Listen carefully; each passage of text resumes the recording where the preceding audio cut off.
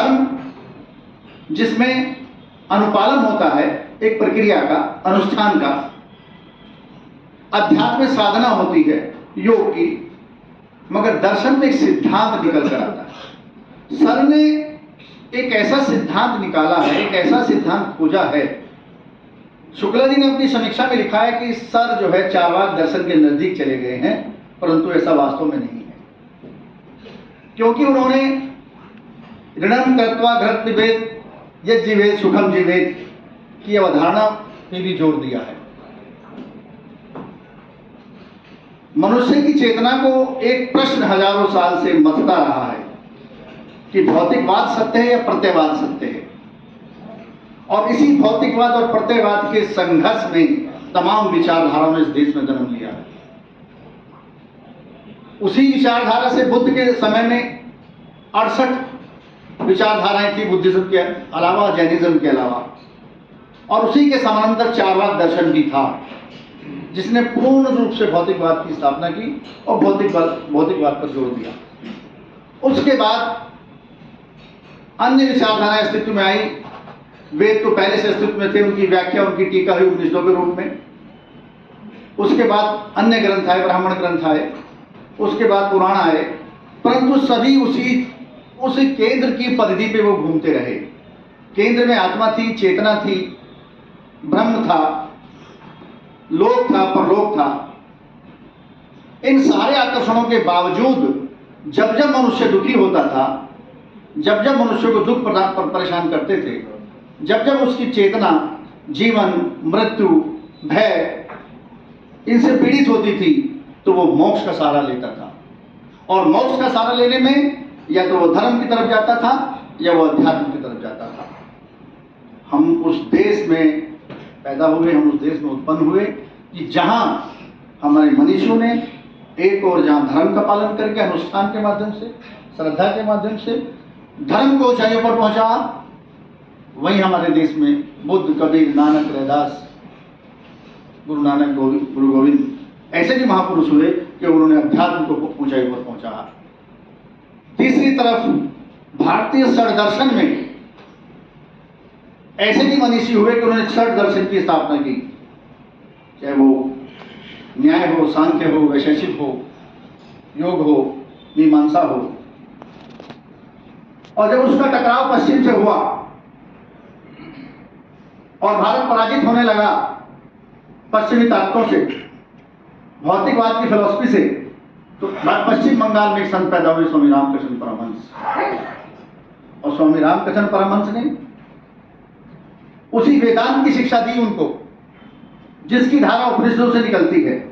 और वेदांत की शिक्षा देने के बाद उन्होंने एक ऐसे मनीषी को तैयार किया जिन्होंने शिकागो में जाकर भारतीय धर्म दर्शन की पताका फहरा दी, और वो आज भी फहरा रही है। उसे कोई झुका नहीं सकता, उसे कोई नीचा नहीं कर सकता।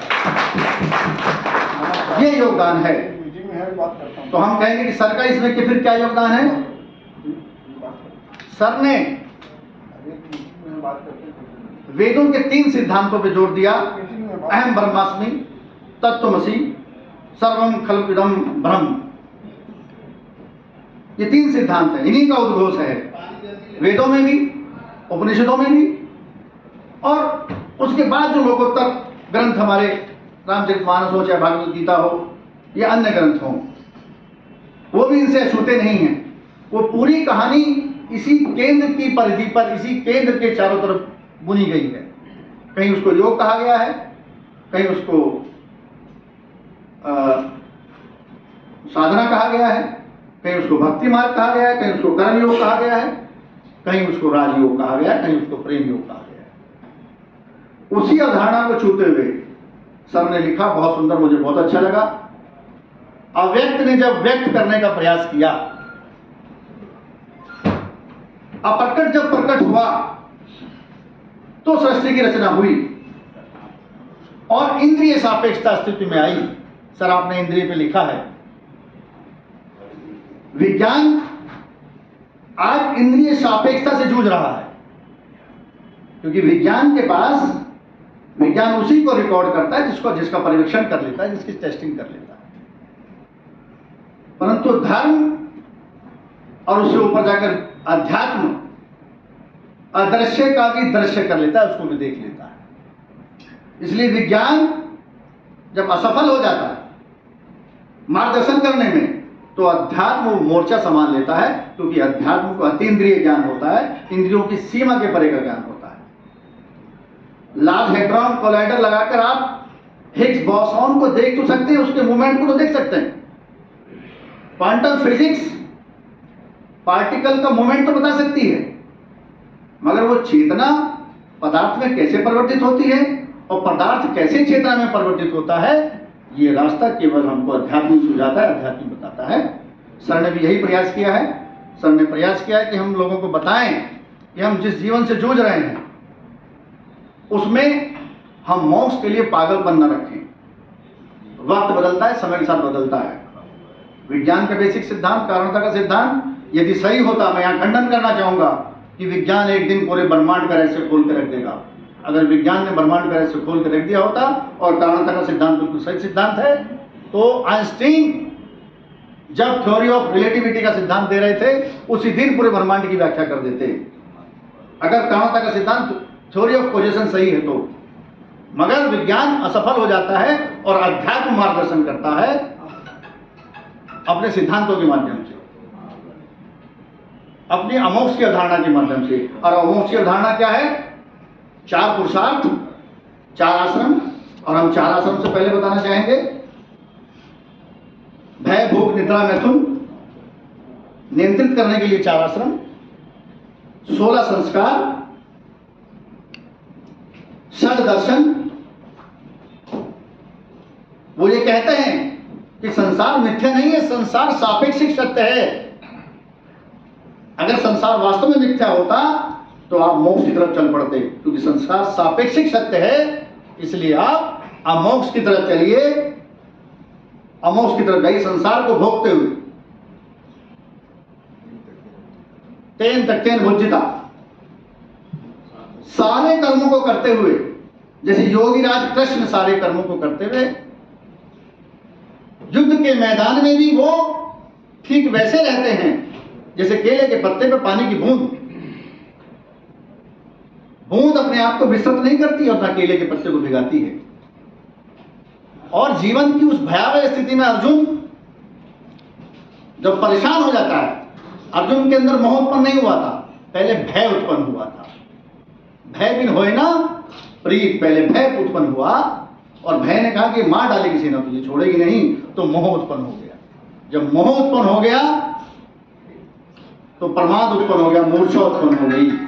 और कृष्ण ने उपदेश दिया कि तुम्हारे पास विकल्प नहीं है इससे बचने का, क्योंकि संसार अगर मिथ्या होता, मिथ्या का आभास कराया अपने उपदेश से, परंतु कर्तव्य पालन का रास्ता भी दिखाया कि ठीक है मरे पड़े हैं, मगर मारना का कर्म तुझे करना पड़ेगा, क्योंकि तुम यहां कुरुक्षेत्र की कर्म भूमि में हो। सर ने अपनी इस किताब के माध्यम से उसी दर्शन को स्थापित किया है और जो काल्पनिक अवधारणा हमारी है उस पर खंडन किया है। सर आपके खिलाफ फतवा भी जारी हो सकता है, ध्यान रखिएगा। आपने प्रचलित धार्मिक मान्यताओं पे बड़ा कुठाराघात किया है। किसी समीक्षक ने लिखा है इस पे, वज्रपात किया है, शुक्ला जी ने इस्तेमाल किया वज्रपात। मुझे बड़ा अच्छा लगा आपने वज्रपात शब्द का इस्तेमाल किया, और ऐसा साहस, वज्रपात करने का साहस किसी में नहीं होता। कोई मनीषी जब चिंतन करता है तभी वो पुरातन परंपरा पे वज्रपात कर सकता है, अन्यथा वज्रपात नहीं कर सकता। आपने अमोक्ष को जिया होगा, अमोक्ष का अनुभव किया होगा, तभी आप ये लिख पाए हैं। सर आप बधाई के पात्र हैं, साधुवाद के पात्र हैं। और ये आपने हमारे बीच में रहकर ये कर्म करते हुए यहाँ से लिखा है, हम इसके सब सहभागी हैं, हमने इसको जिया है, हमने इस अमोक्ष को आपके साथ जिया है, हम भी इसके सहभागी हैं, हम भी इसके पात्र कहीं ना कहीं हैं। हमारा जीवन बीच में झलक रहा है, इसलिए हम भी कृत हो गए, हम भी हमारा भी कल्याण होगा कहीं ना कहीं, सबका कल्याण हो। इसी भावना के साथ मैं निवेदन करूंगा श्री द्विवेदी सर से कि वो अपनी पुस्तक के संबंध में हमारे बीच में माफी चाहूँगा, हमारे बीच में श्री शिवशंकर श्याम सुंदर मोती सर जो राजपति अधिकारी संघ के अध्यक्ष रहे हैं काफ़ी समय तक, और हम लोगों ने टेक ओवर जब किया था तो आप ही के उससे किया था, और हम लोगों ने काफ़ी मार्गदर्शन, हम लोगों ने जी मार्गदर्शन आपने किया। हमारे बीच में। मैं चाहूँगा 2 शब्द आज की इस पुस्तक के बारे में और द्विवेदी सर के विषय में, क्योंकि आप गुरु स्वरूप रहे हैं हमारे द्विवेदी सर के, तो आपके आशीर्वचन के बिना एक कार्यक्रम पूरा नहीं माना जा सकता। धन्यवाद सर। बहुत बहुत धन्यवाद। उपस्थित साथियों, अभी बताया कि सिंह साहब ने कि टेक ओवर किया है, तो टेक ओवर की चेयर में द्विवेदी जी थे, पहले भी ये हमारे संगठन में थे और आपके समय में भी थे, तो ये कॉमन चेयर है, टेक ओवर नहीं हुआ है।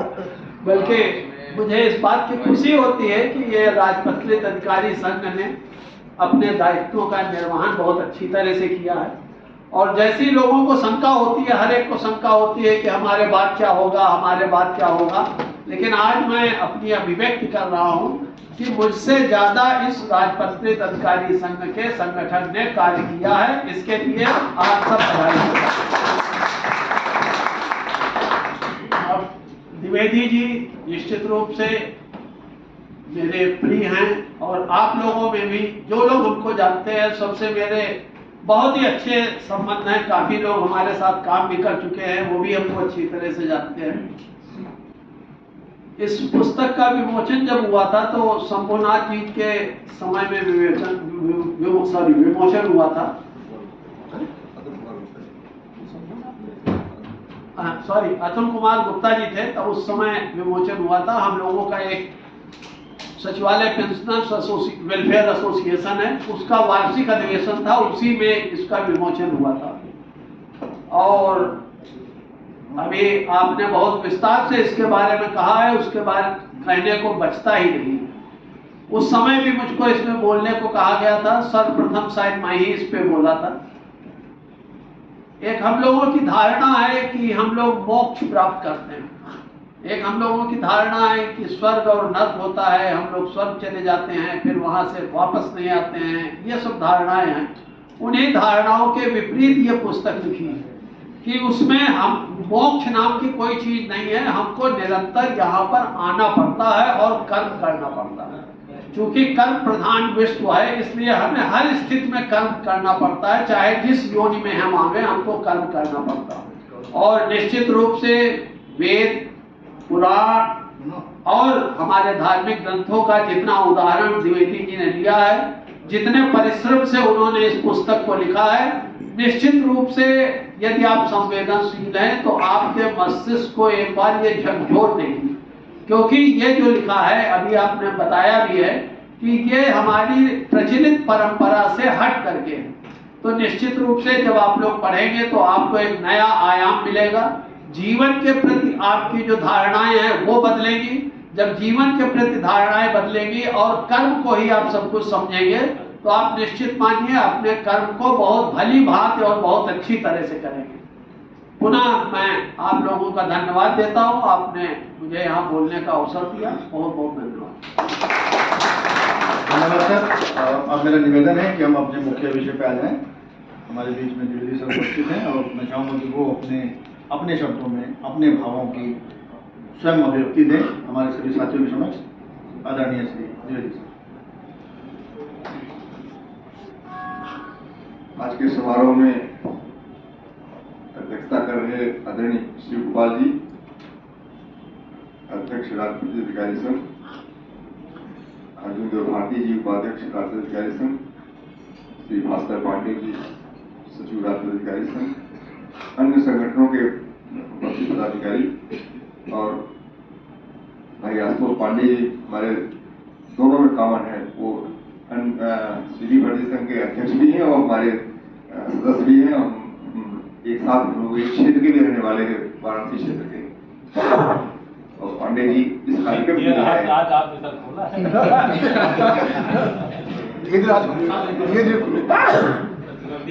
भी हमारे क्षेत्र के हैं, आपके पिताजी हमारे यहाँ नेतृत्व कर चुके हैं। जितने भी लोग उपस्थित हैं किसी न किसी रूप में हमारे साथ ही जुड़े हुए हैं, तभी हम सब यहाँ आ सके हैं। अमोक्ष पे मैं सीधे आता हूँ। अमोक्ष का सीधा सीधा सा अर्थ है न मोक्ष, मोक्ष नहीं। अब मोक्ष का मतलब भी सीधा सीधा है, जीवन की प्रक्रिया से स्वयं को विरत रखने की जो भावना है वह मोक्ष है, और जीवन की प्रक्रिया में निरंतर कार्य करने की जो प्रेरणा है, जो भावना है, वही अमोक्ष है। अब ये प्रश्न उठता है कि जीवन के साथ है क्या? क्या हमारा लक्ष्य मोक्ष होना चाहिए या हमारा लक्ष्य जीवन के साथ रहना है?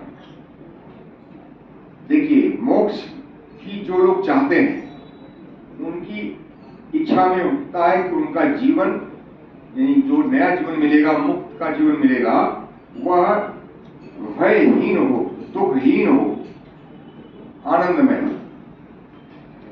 जो जीवन के साथ हमारा लक्ष्य होता है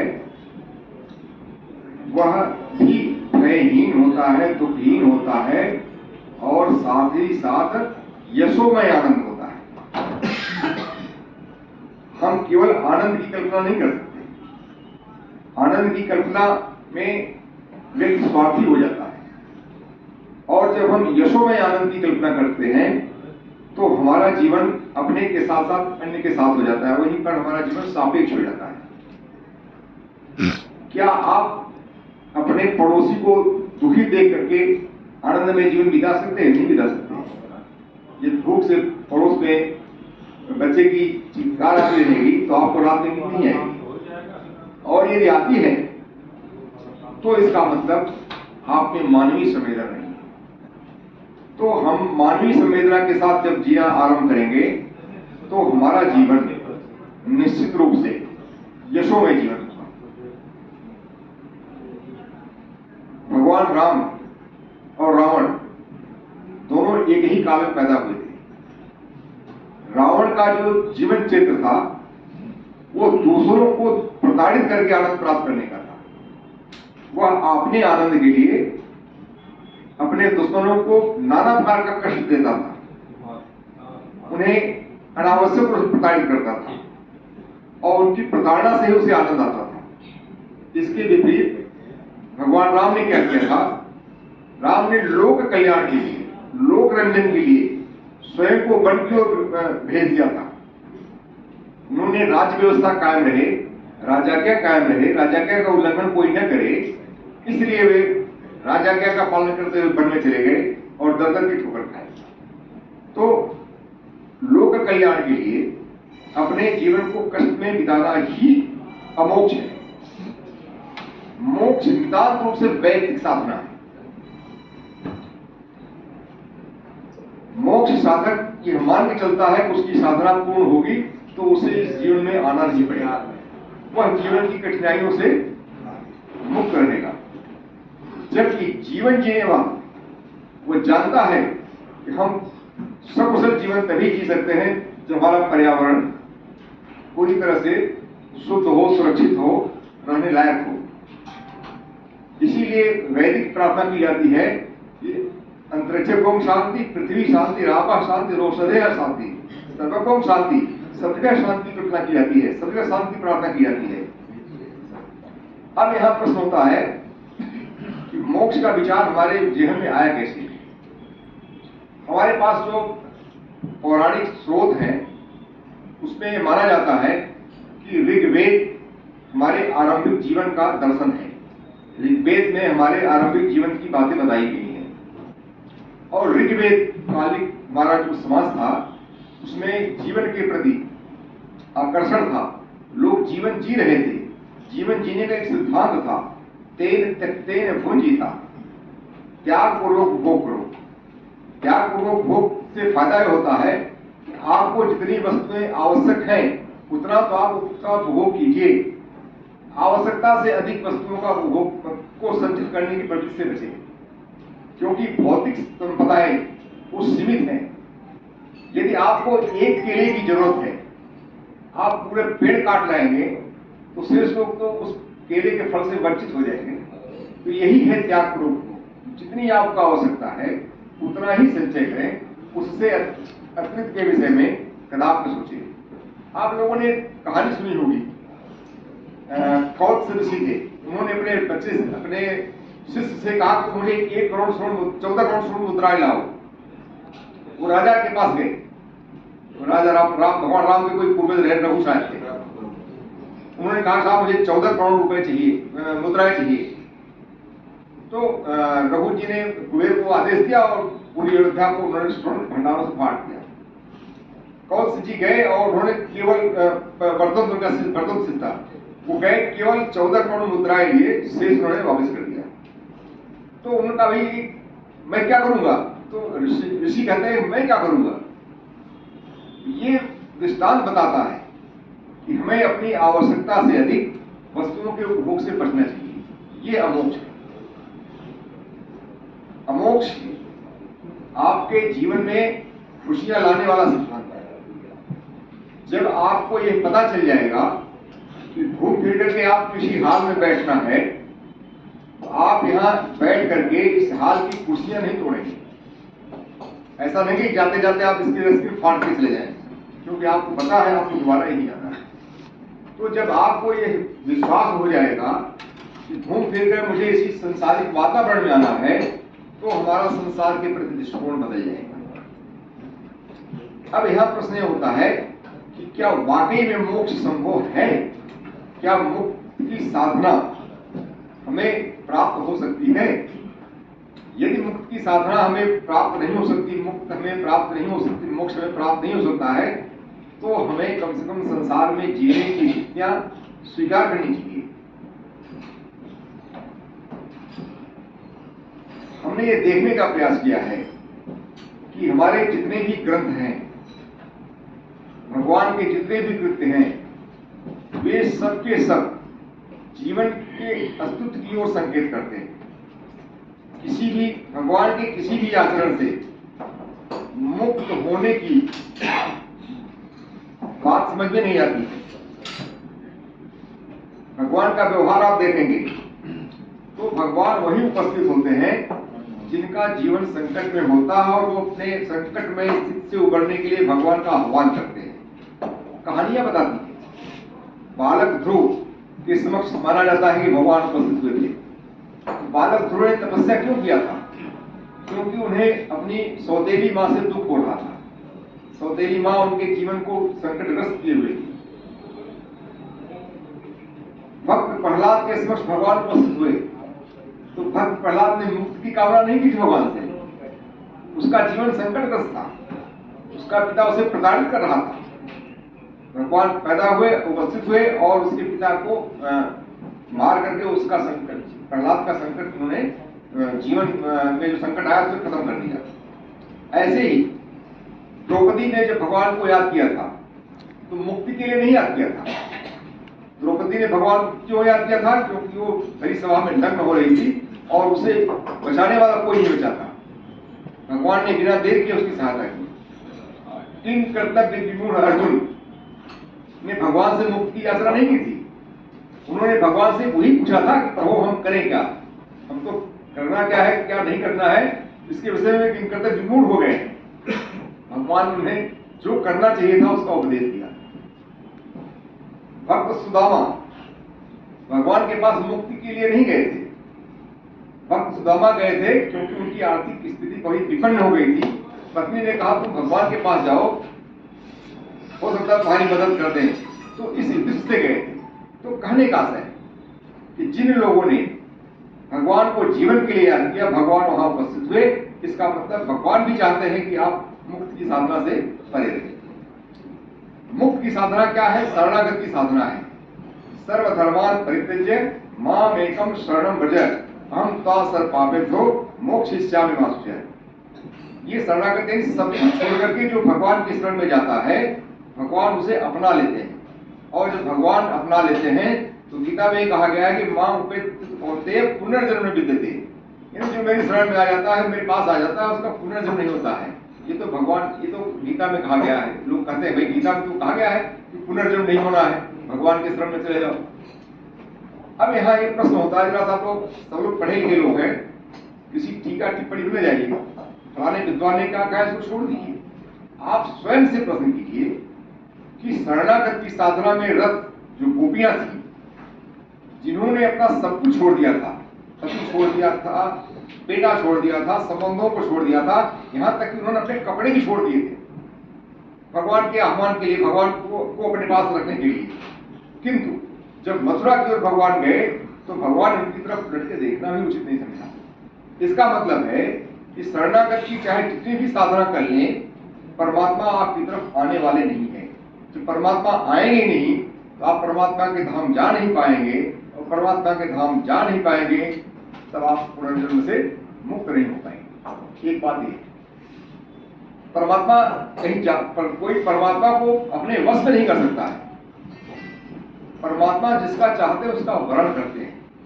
इसीलिए कठोपनिषद में कहा गया है, नयमात्मा प्रवचने लभ्य, ये आत्मा प्रवचन से नहीं प्राप्त किया सकता है। न वेदया न बहुधा सुतेन, न ज्ञान से न शास्त्र से, वे से विरति के लभ्य है। परमात्मा जिसको चाहता है उसका वर्ण करता है, और परमात्मा चाहता किसका है, उसको है। इसके लिए आपको गीता का उदाहरण पढ़ना पड़ेगा, अर्जुन को समझना पड़ेगा, और गोपियों के चरित्र को समझना पड़ेगा। केवल गीता पढ़ने से आप परमात्मा के दुख को अंदाज नहीं कर सकते, क्योंकि गीता में दोनों बातें पहले कहीं साथ साथ कही गई हैं। एक तरफ नियत कर्म में जुटने की बात कही गई है, तो दूसरी तरफ शरणागति के माध्यम से मोक्ष प्राप्त करने की बात कही गई है। भगवान का अपना कोई वर्जन नहीं उसमें। भगवान ने यही कहा है कि ते ज्ञान माख्यातम कुर्यात कुहितरम मया विमिश्रेतत अशेषेण यथेच्छं तथा कुरु। यानी मैंने तुम्हें गुण से गुण ज्ञान दे दिया है, अब इसमें तुम विमर्श करो, तुम्हें जो अच्छा लगता है उसका आचरण करो। तो अर्जुन को आश्वासन देते हैं कि नष्टो मोह स्मृतिर्लब्धा तत्प्रसादान मया च्युत स्थितोस्मगत संदेह फिर इससे बचना तो है। यानी मुझे आपने जो उपदेश दिया है उससे मुझे तत्व का ज्ञान हो गया है, और इस तत्व के ज्ञान से मेरा मोह नष्ट हो चुका है, संदेह रहित हो चुका हूँ, स्मृतियां वापिस हो जाएंगी, मैं वही करूंगा जो आपने कहा है। तब यहाँ एक प्रश्न होता है, आप लोग प्रश्न कीजिए, किसी टीका को पढ़िए, आप स्वयं प्रश्न कीजिए कि वाकई में अर्जुन ने फिर किया क्या। क्योंकि अर्जुन कह रहे हैं कि करिष्ये वचनम तो, मैं तुम्हारा ही वचन पालन करूंगा। तो अर्जुन ने क्या किया, उपदेश सुनने के बाद वो युद्ध के मैदान में गए, और युद्ध के मैदान में गए तो कृष्ण ने क्या किया, उनके साथ उनका सारथी को स्वीकार कर लिया। इसका मतलब श्री कृष्ण ने इस बात का अनुमोदन दे दिया है कि अर्जुन ने जो समझा है, अर्जुन ने जो किया है, वही उनका वचन है। तो ऐसी स्थिति में आप यह मान के चले कि श्रीमद् भगवद गीता का जो मुख्य प्रतिपाद्य विषय है वो व्यक्ति को नियत कर्म की ओर अग्रसर करना है। और जब आप नियत कर्म की ओर अग्रसर होंगे तो नियत कर्म का परिणाम भी आपको भुगतना पड़ेगा। नियत कर्म का परिणाम दो बातें आती है, एक नियत कर्म से जो परिणाम उत्पन्न होता है वह, और एक होता है नियत कर्म करने का परिणाम। तो आपको नियत कर्म से उत्पन्न होने वाले परिणाम से संबंध नहीं रखना है, क्योंकि जब नियत कर्म से उत्पन्न होने वाले परिणाम को आप ध्यान में रखेंगे तो आपको भय लगेगा। जैसे अर्जुन ने नियत कर्म से उत्पन्न होने वाले परिणाम यानी युद्ध की विभीषिका को ध्यान में रखा, वो भयभीत हो गए। किंतु भगवान ने कहा तुम नियत कर्म के होने वाले परिणाम से केंद्रित न रहो, किंतु नियत कर्म करो, क्योंकि जब तुम परिणाम पे केंद्रित करोगे तो तुम्हें भय लगेगा, लालच लगेगी, मोह लगेगा, और इनसे जब दूर होगे तभी तुम नियत कर्म कर पाओगे। और जब नियत कर्म करोगे तो नियत कर्म करने का फल तुम्हें मिलेगा। और नियत कर्म करने का फल क्या हो सकता है, युद्ध करते हुए मर जाओगे तो तुम्हें स्वर्ग मिलेगा, और जीत जाते हो तो पृथ्वी का राज करोगे। तो कहने का आशा है कि जब नियत कर्म करेंगे तो उसका फल भोगने के लिए आपको जीवन प्रक्रिया में रहना ही पड़ेगा, यही मोक्ष है। तो हम अपने आप को गौरवान्वित महसूस करें, हम ब्रह्मास्त्र का अनुभव करें, बस इतना ही पर्याप्त नहीं है। आप भी ब्रह्म हैं, इस बात को भी हृदय से स्वीकार करें। ये न स्वीकार करें कि हम वक्ता है आप श्रोता है। इसलिए क्या है, हम ब्रह्मास्मि साथ तत्त्वमसि, आप भी वही है जो मैं हूं, और हम आप मिलकर के पूरी कायनात को लूटने वाले नहीं है, बल्कि सर्वम खल्विदं ब्रह्म है। जो कुछ भी संसार में है वो सब ब्रह्म है, सब हमारी ही तरह महत्वपूर्ण है। इसी आवश्यकता है कि हम उनके महत्व को समझने का प्रयास करें। हम यह समझें कि जितना प्रासंगिक मैं हूं उतना ही प्रासंगिक ये टेबल भी है। इसकी प्रासंगिकता अपनी जगह है, मेरी प्रासंगिकता अपनी जगह है। एक सांप भी इस पूरे पर्यावरण के लिए आवश्यक, उतना ही आवश्यक है जितना कि कोई और जानवर है। तो बस हमें ये देखना है कि हम इस बात को लेकर के चिंतित ना हो या इस बात को लेकर के गौरवान्वित न हो, मैं ही व्यक्तित्वशाली हूँ, मैं ही महान हूँ, मेरी ही उपयोगिता है, अन्य की उपयोगिता नहीं है तो उन्हें रहने का अधिकार ही नहीं। आप अपने तक सीमित रखें, औरों को महत्व है, यही बोध मोक्ष बोध है। दूसरा है कि जब आप इस बोध से काम करेंगे तो समाज में आपके प्रति कोई न तो द्वेष रखेगा, न आपके मन में किसी के प्रति द्वेष हो जाएगा। श्रीमद् भगवद गीता में इसी बात को समझाने के लिए कहा है भगवान ने कि विद्या विनय संपन्ने ब्राह्मणे के विहस्तिनी सुन चेत सुभागे च पंडिताः समदर्शनः। जो विद्वान लोग होते हैं उनकी दृष्टि में हर वस्तु, हर व्यक्ति, हर घटना अपने आप में महत्वपूर्ण होती है, मूल्यवान होती है। और जब आप इसका बोध हो जाएगा तब आपके लिए न कोई छोटा दिखेगा, आपके लिए कोई बड़ा दिखेगा। हम अपने वर्चस्व को बनाए रखने के लिए अपनी दृष्टि से यह निर्धारित करें कि फला वस्तु प्रासंगिक नहीं है। एक विष भी प्रासंगिक होता है, हमारे लिए प्रासंगिक विष की नहीं है, मगर सांप के लिए विष की प्रासंगिकता है। इसका मतलब जो भी संसार में अस्तित्ववान है वह कहीं न कहीं किसी न किसी रूप में प्रासंगिक है। हम अपने को अपनी प्रासंगिकता तक सीमित तो रख लें, किंतु जो हमें अप्रासंगिक लगे उसको विनाश करने की ओर अपना ध्यान न दें, यही हम चाहिए। मैं समझता हूँ कि आप लोगों को विषय में मुझे महसूस हुआ था वो सबका सब मैंने बता दिया है। आप लोग मेरी किताब पढ़ें, मेरे विचारों को पत्रिकाओं में पढ़ते रहें। मैं समझता हूँ कि यदि आपको जिससे जरा सा विचार हो जाता है तो मैं आपको सत्य समझूंगा। मेरे इस संक्षिप्त वक्तव्य के विषय में जिसको जरा सा भी कोई संदेह हो पूछना चाहता है तो मैं आज उसका जवाब देने के लिए तैयार हूँ। Thank you. धन्यवाद सर। अमोक्ष की चर्चा करते हुए आपने अंत में एक में उदित नास्ति का जो उद्घोष किया है वो कोई नया नहीं है। भारत भूमि का अध्यात्म हजारों साल से पता चला रहा है।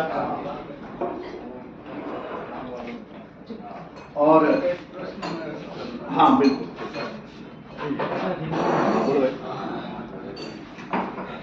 बहुत बढ़िया।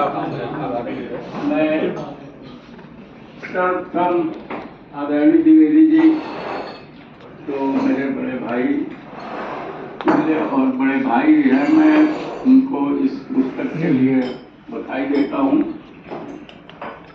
जितना अभी मैंने पढ़ी तो नहीं पुस्तक, लेकिन अभी जितनी चर्चा हुई और जैसा आपने व्याख्यायित किया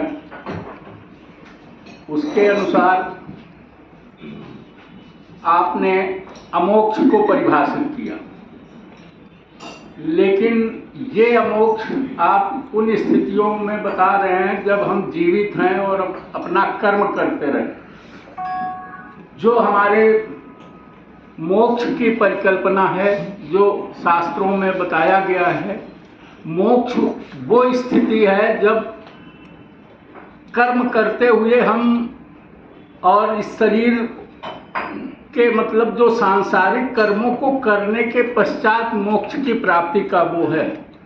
तो उससे हमारा मतलब कर्म करना तो हमारे कई शास्त्रों में, गीता में भी कहा गया कर्म ही प्रधान है, लेकिन इससे मोक्ष आप अमोक्ष तो ठीक है, हम कर्म करते रहें, हम सांसारिकता में लिप्त रहें, हम संसार में पुनः आने की कामना रखें अपने मन में, लेकिन इससे हमारा मोक्ष का जो सिद्धांत है, जो हमारी धारणा है, वो कहीं प्रभावित नहीं होती। अमोक्ष जो आपने परिभाषित किया ये मुझे अलग लग रहा है, और मोक्ष तो शाश्वत है, जैसा हमारे धर्म अर्थ काम मोक्ष जो शास्त्रों में वर्णन है, तो मोक्ष की स्थिति तो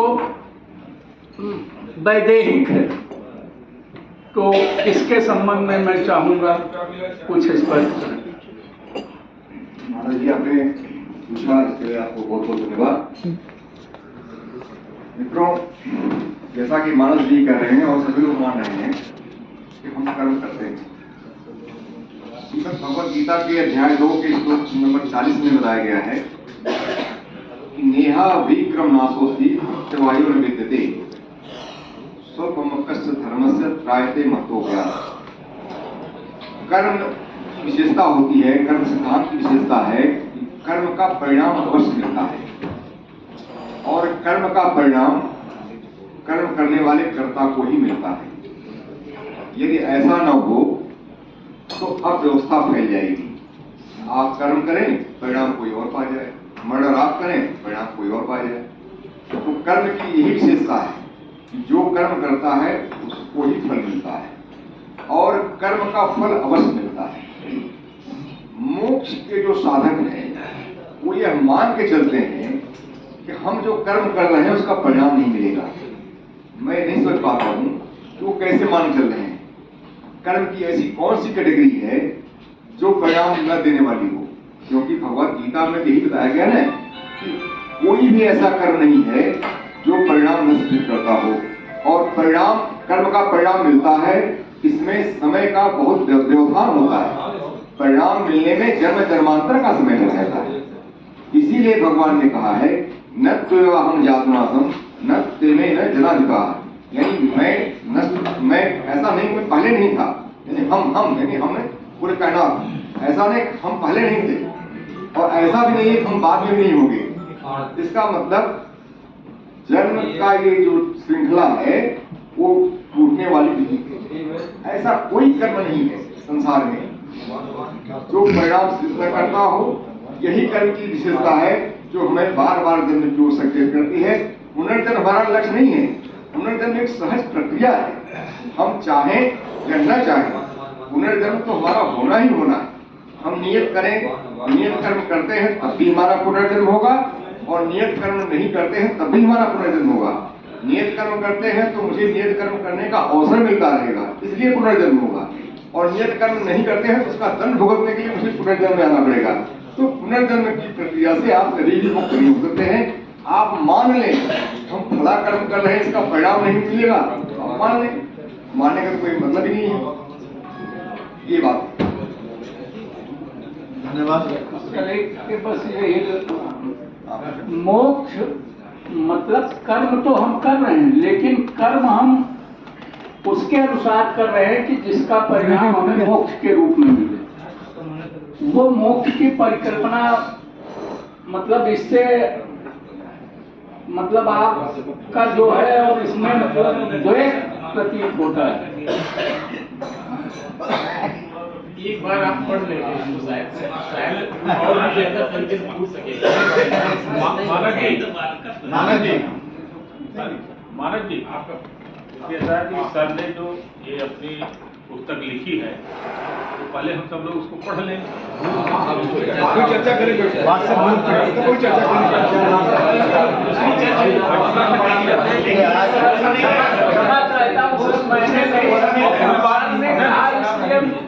दूसरी बात यह है कि सर देखिए हर कोई भी विद्वान, कोई भी विद्वान है, कोई भी लेखक है, उनके अपने निजी विचार हैं, है ना। वो जो सोचते हैं, जिस तरीके से उनका अपना है कि उनका है कि ऐसा होना चाहिए, आप वही सोच तरीके से तो आपका बढ़िया है, ठीक है, बढ़िया है, बढ़िया है, ये भी और बहुत अच्छा काम आपने, प्रद अच्छा किया है, आगे भी बातें आएंगी। और इसके बाद तो अब मेरा आगे पाने के लिए आगे कार्रवाई के लिए आप इस तरह क्या करना है।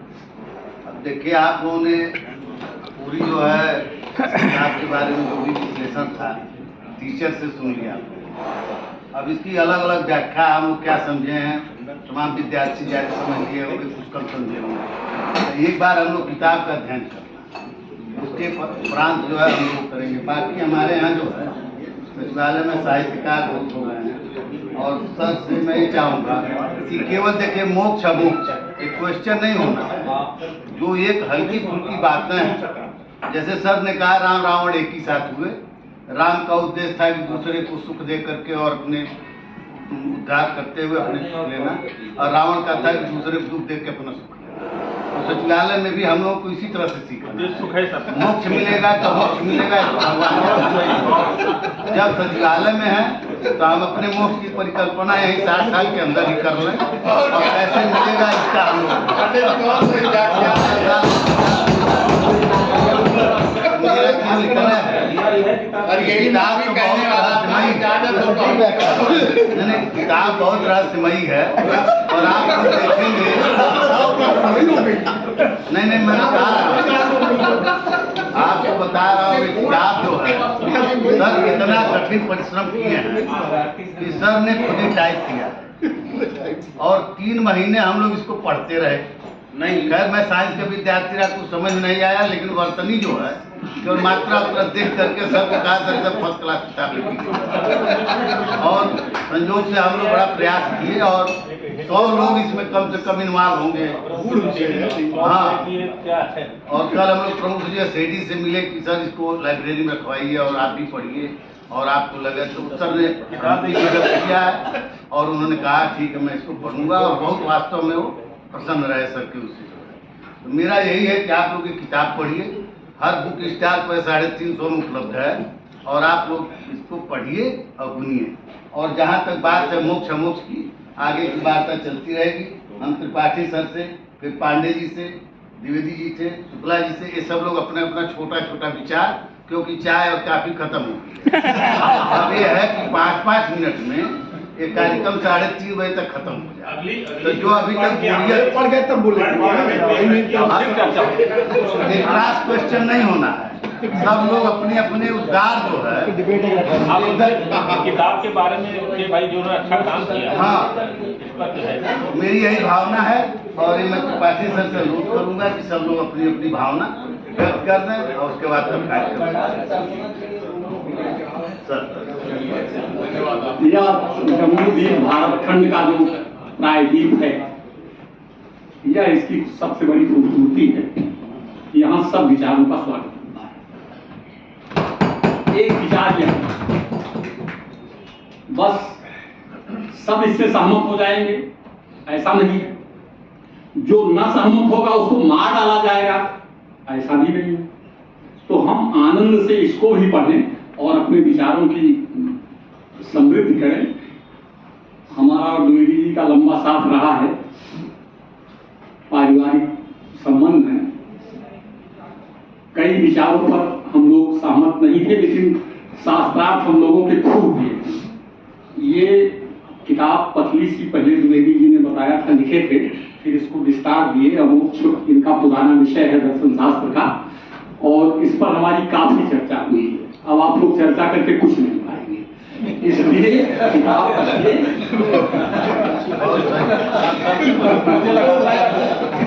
दर्शन का तोता लगाने के लिए हाँ, दर्शन शास्त्र इसीलिए। मैं साहित्य का विद्यार्थी हूँ, दर्शन मेरा विषय नहीं है, अंग्रेजी और संस्कृत साहित्य। तो लेकिन 84 लाख जोड़ियां हैं इसके लिए पर्याप्त। जहां की मोक्ष अवधारणा है वहां की 84 लाख योनियां पर्याप्त हैं आपके रोटेशन के लिए, पुनर्जन्म आपका होता रहे आपके कर्मों के अनुसार। और जब आप एकदम उच्चतम पर पहुंच जाए और 84 लाख योनियों से मन आपका संसार में आते आते भर जाए, 1-2 नहीं, 84 भी नहीं, 84,000 भी नहीं, 84 लाख, जब सबसे आपका मन भर जाए और आप आध्यात्म के धर्म की पराकाष्ठा तक पहुंच जाए, और आपको लगे कि संसार में इतने उच्च कोटि के सत्कर्म किए जाएं कि अब फिर ना आना पड़े इस आत्मा को परमात्मा में चली जाए, उस समय का विचार मोक्ष है। यदा पंचावतिष्ठन्ते कठोपनिषद में नचिकेता को यमराज ने बताया, यदा उसने कहा कि मोक्ष क्या है, बताइए मोक्ष क्या है, पीछे पड़ गया मोक्ष क्या है, वही है ये सब विषय। तो कहा यदा पंचावतिष्ठन्ते ज्ञानानि मनसा सत् बुद्धिश्चरम विचेष्ट ताम आहु परमागति। यह परमगति मोक्ष नचिकेता ये है जब पंचावतिष्ठन्ते, पंच तत्व तुम्हारी शरीर का अवतिष्ठित हो जाए, ज्ञानानि मनसा सत्, ज्ञान और मन के साथ 84 लाख दुनिया पूरी करते करते यदा पंचावतिष्ठन्ते ज्ञानानि मनसा बुद्धिश्चन विचेष्टते। बुद्धि भी फिर चेष्टा करना छोड़ दे कि आना है कि नहीं आना है, ये करना है वो करना है, सुख भोगना है दुख भोगना है, क्या क्या करना है, सब विचेष्ट बुद्धिश्चन विचेष्टति ताम आहु परमाम गति। द्विवेदी जी ने बहुत मेहनत किया है इस पुस्तक में, पढ़ा भी मैंने भी नहीं है, पढ़ूंगा। और यह विषय शास्त्रार्थ का है। हमने सारे शास्त्र पढ़े नहीं हैं।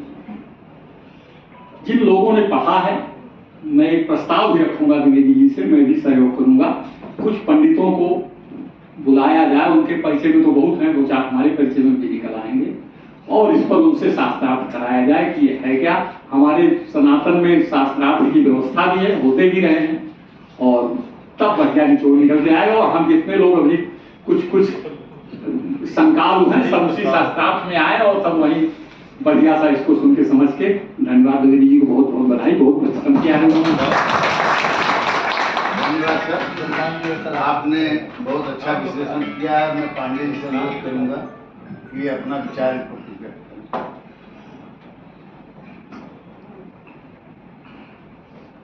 मंच पर उपस्थित आदरणीय अग्निहोत्री सर, आदरणीय शिवपाल सर, आदरणीय भास्कर जी, शशिकांत शुक्ला सर, भारती सर,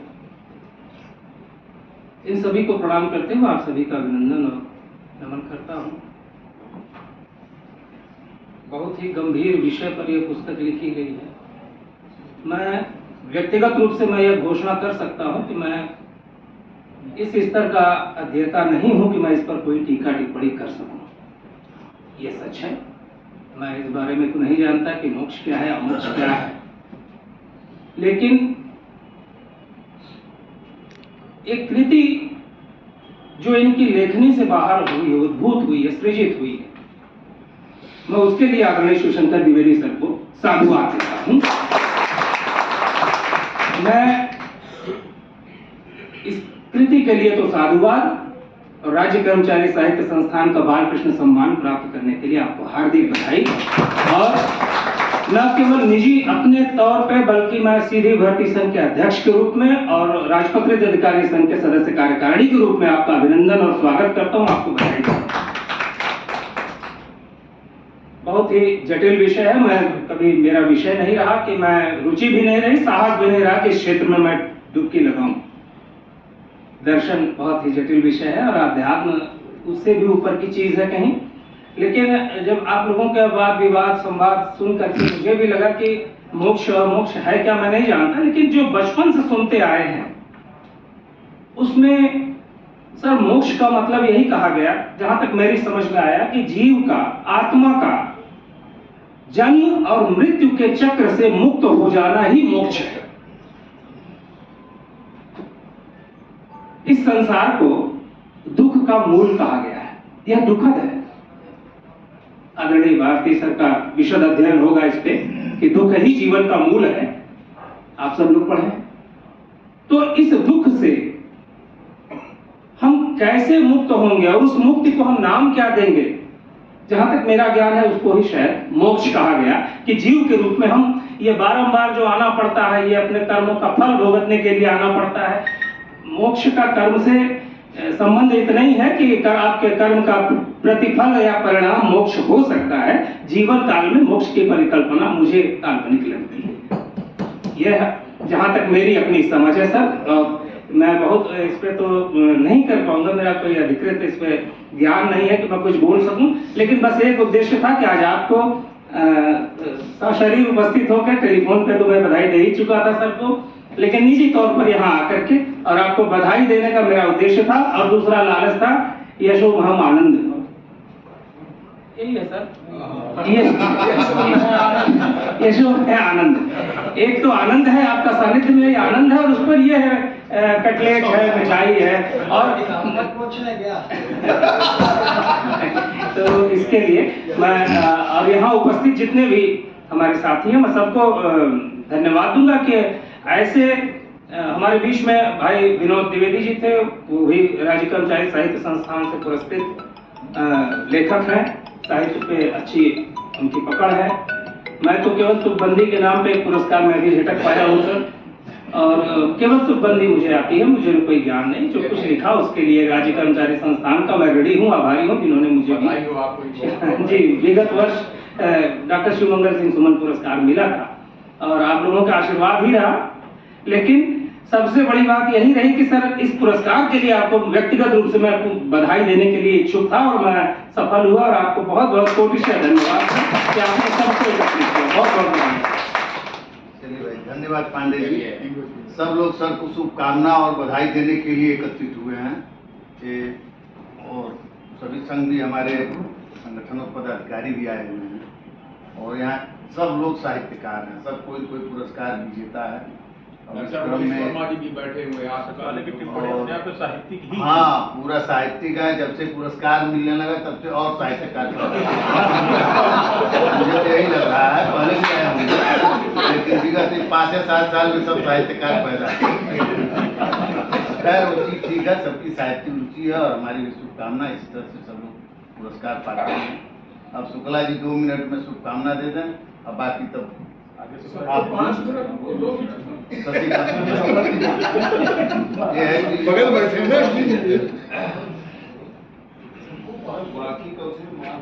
ऐसा है, सुनिए, शुक्ला जी ने आप जो 5 अध्ययन किया उसका इनको 2 मिनट का, इनके लिए समय का कोई अपना सब लिख चुके हैं, इनको पढ़ने के लिए आप किताब चलिए ठीक है। कार्यक्रम में उपस्थित आदरणीय अग्निहोत्री जी, राज्य प्रतिनिधिकारी संघ के अध्यक्ष शिवगोपाल सिंह जी, आशुतोष पांडे जी, विधि भर्ती संघ के अध्यक्ष भाई अर्जुन देव भारती जी, भास्कर पांडे जी, हमारे अग्रज श्री शिवशंकर द्विवेदी जी, विजय त्रिपाठी जी और उपस्थित सभी साथी।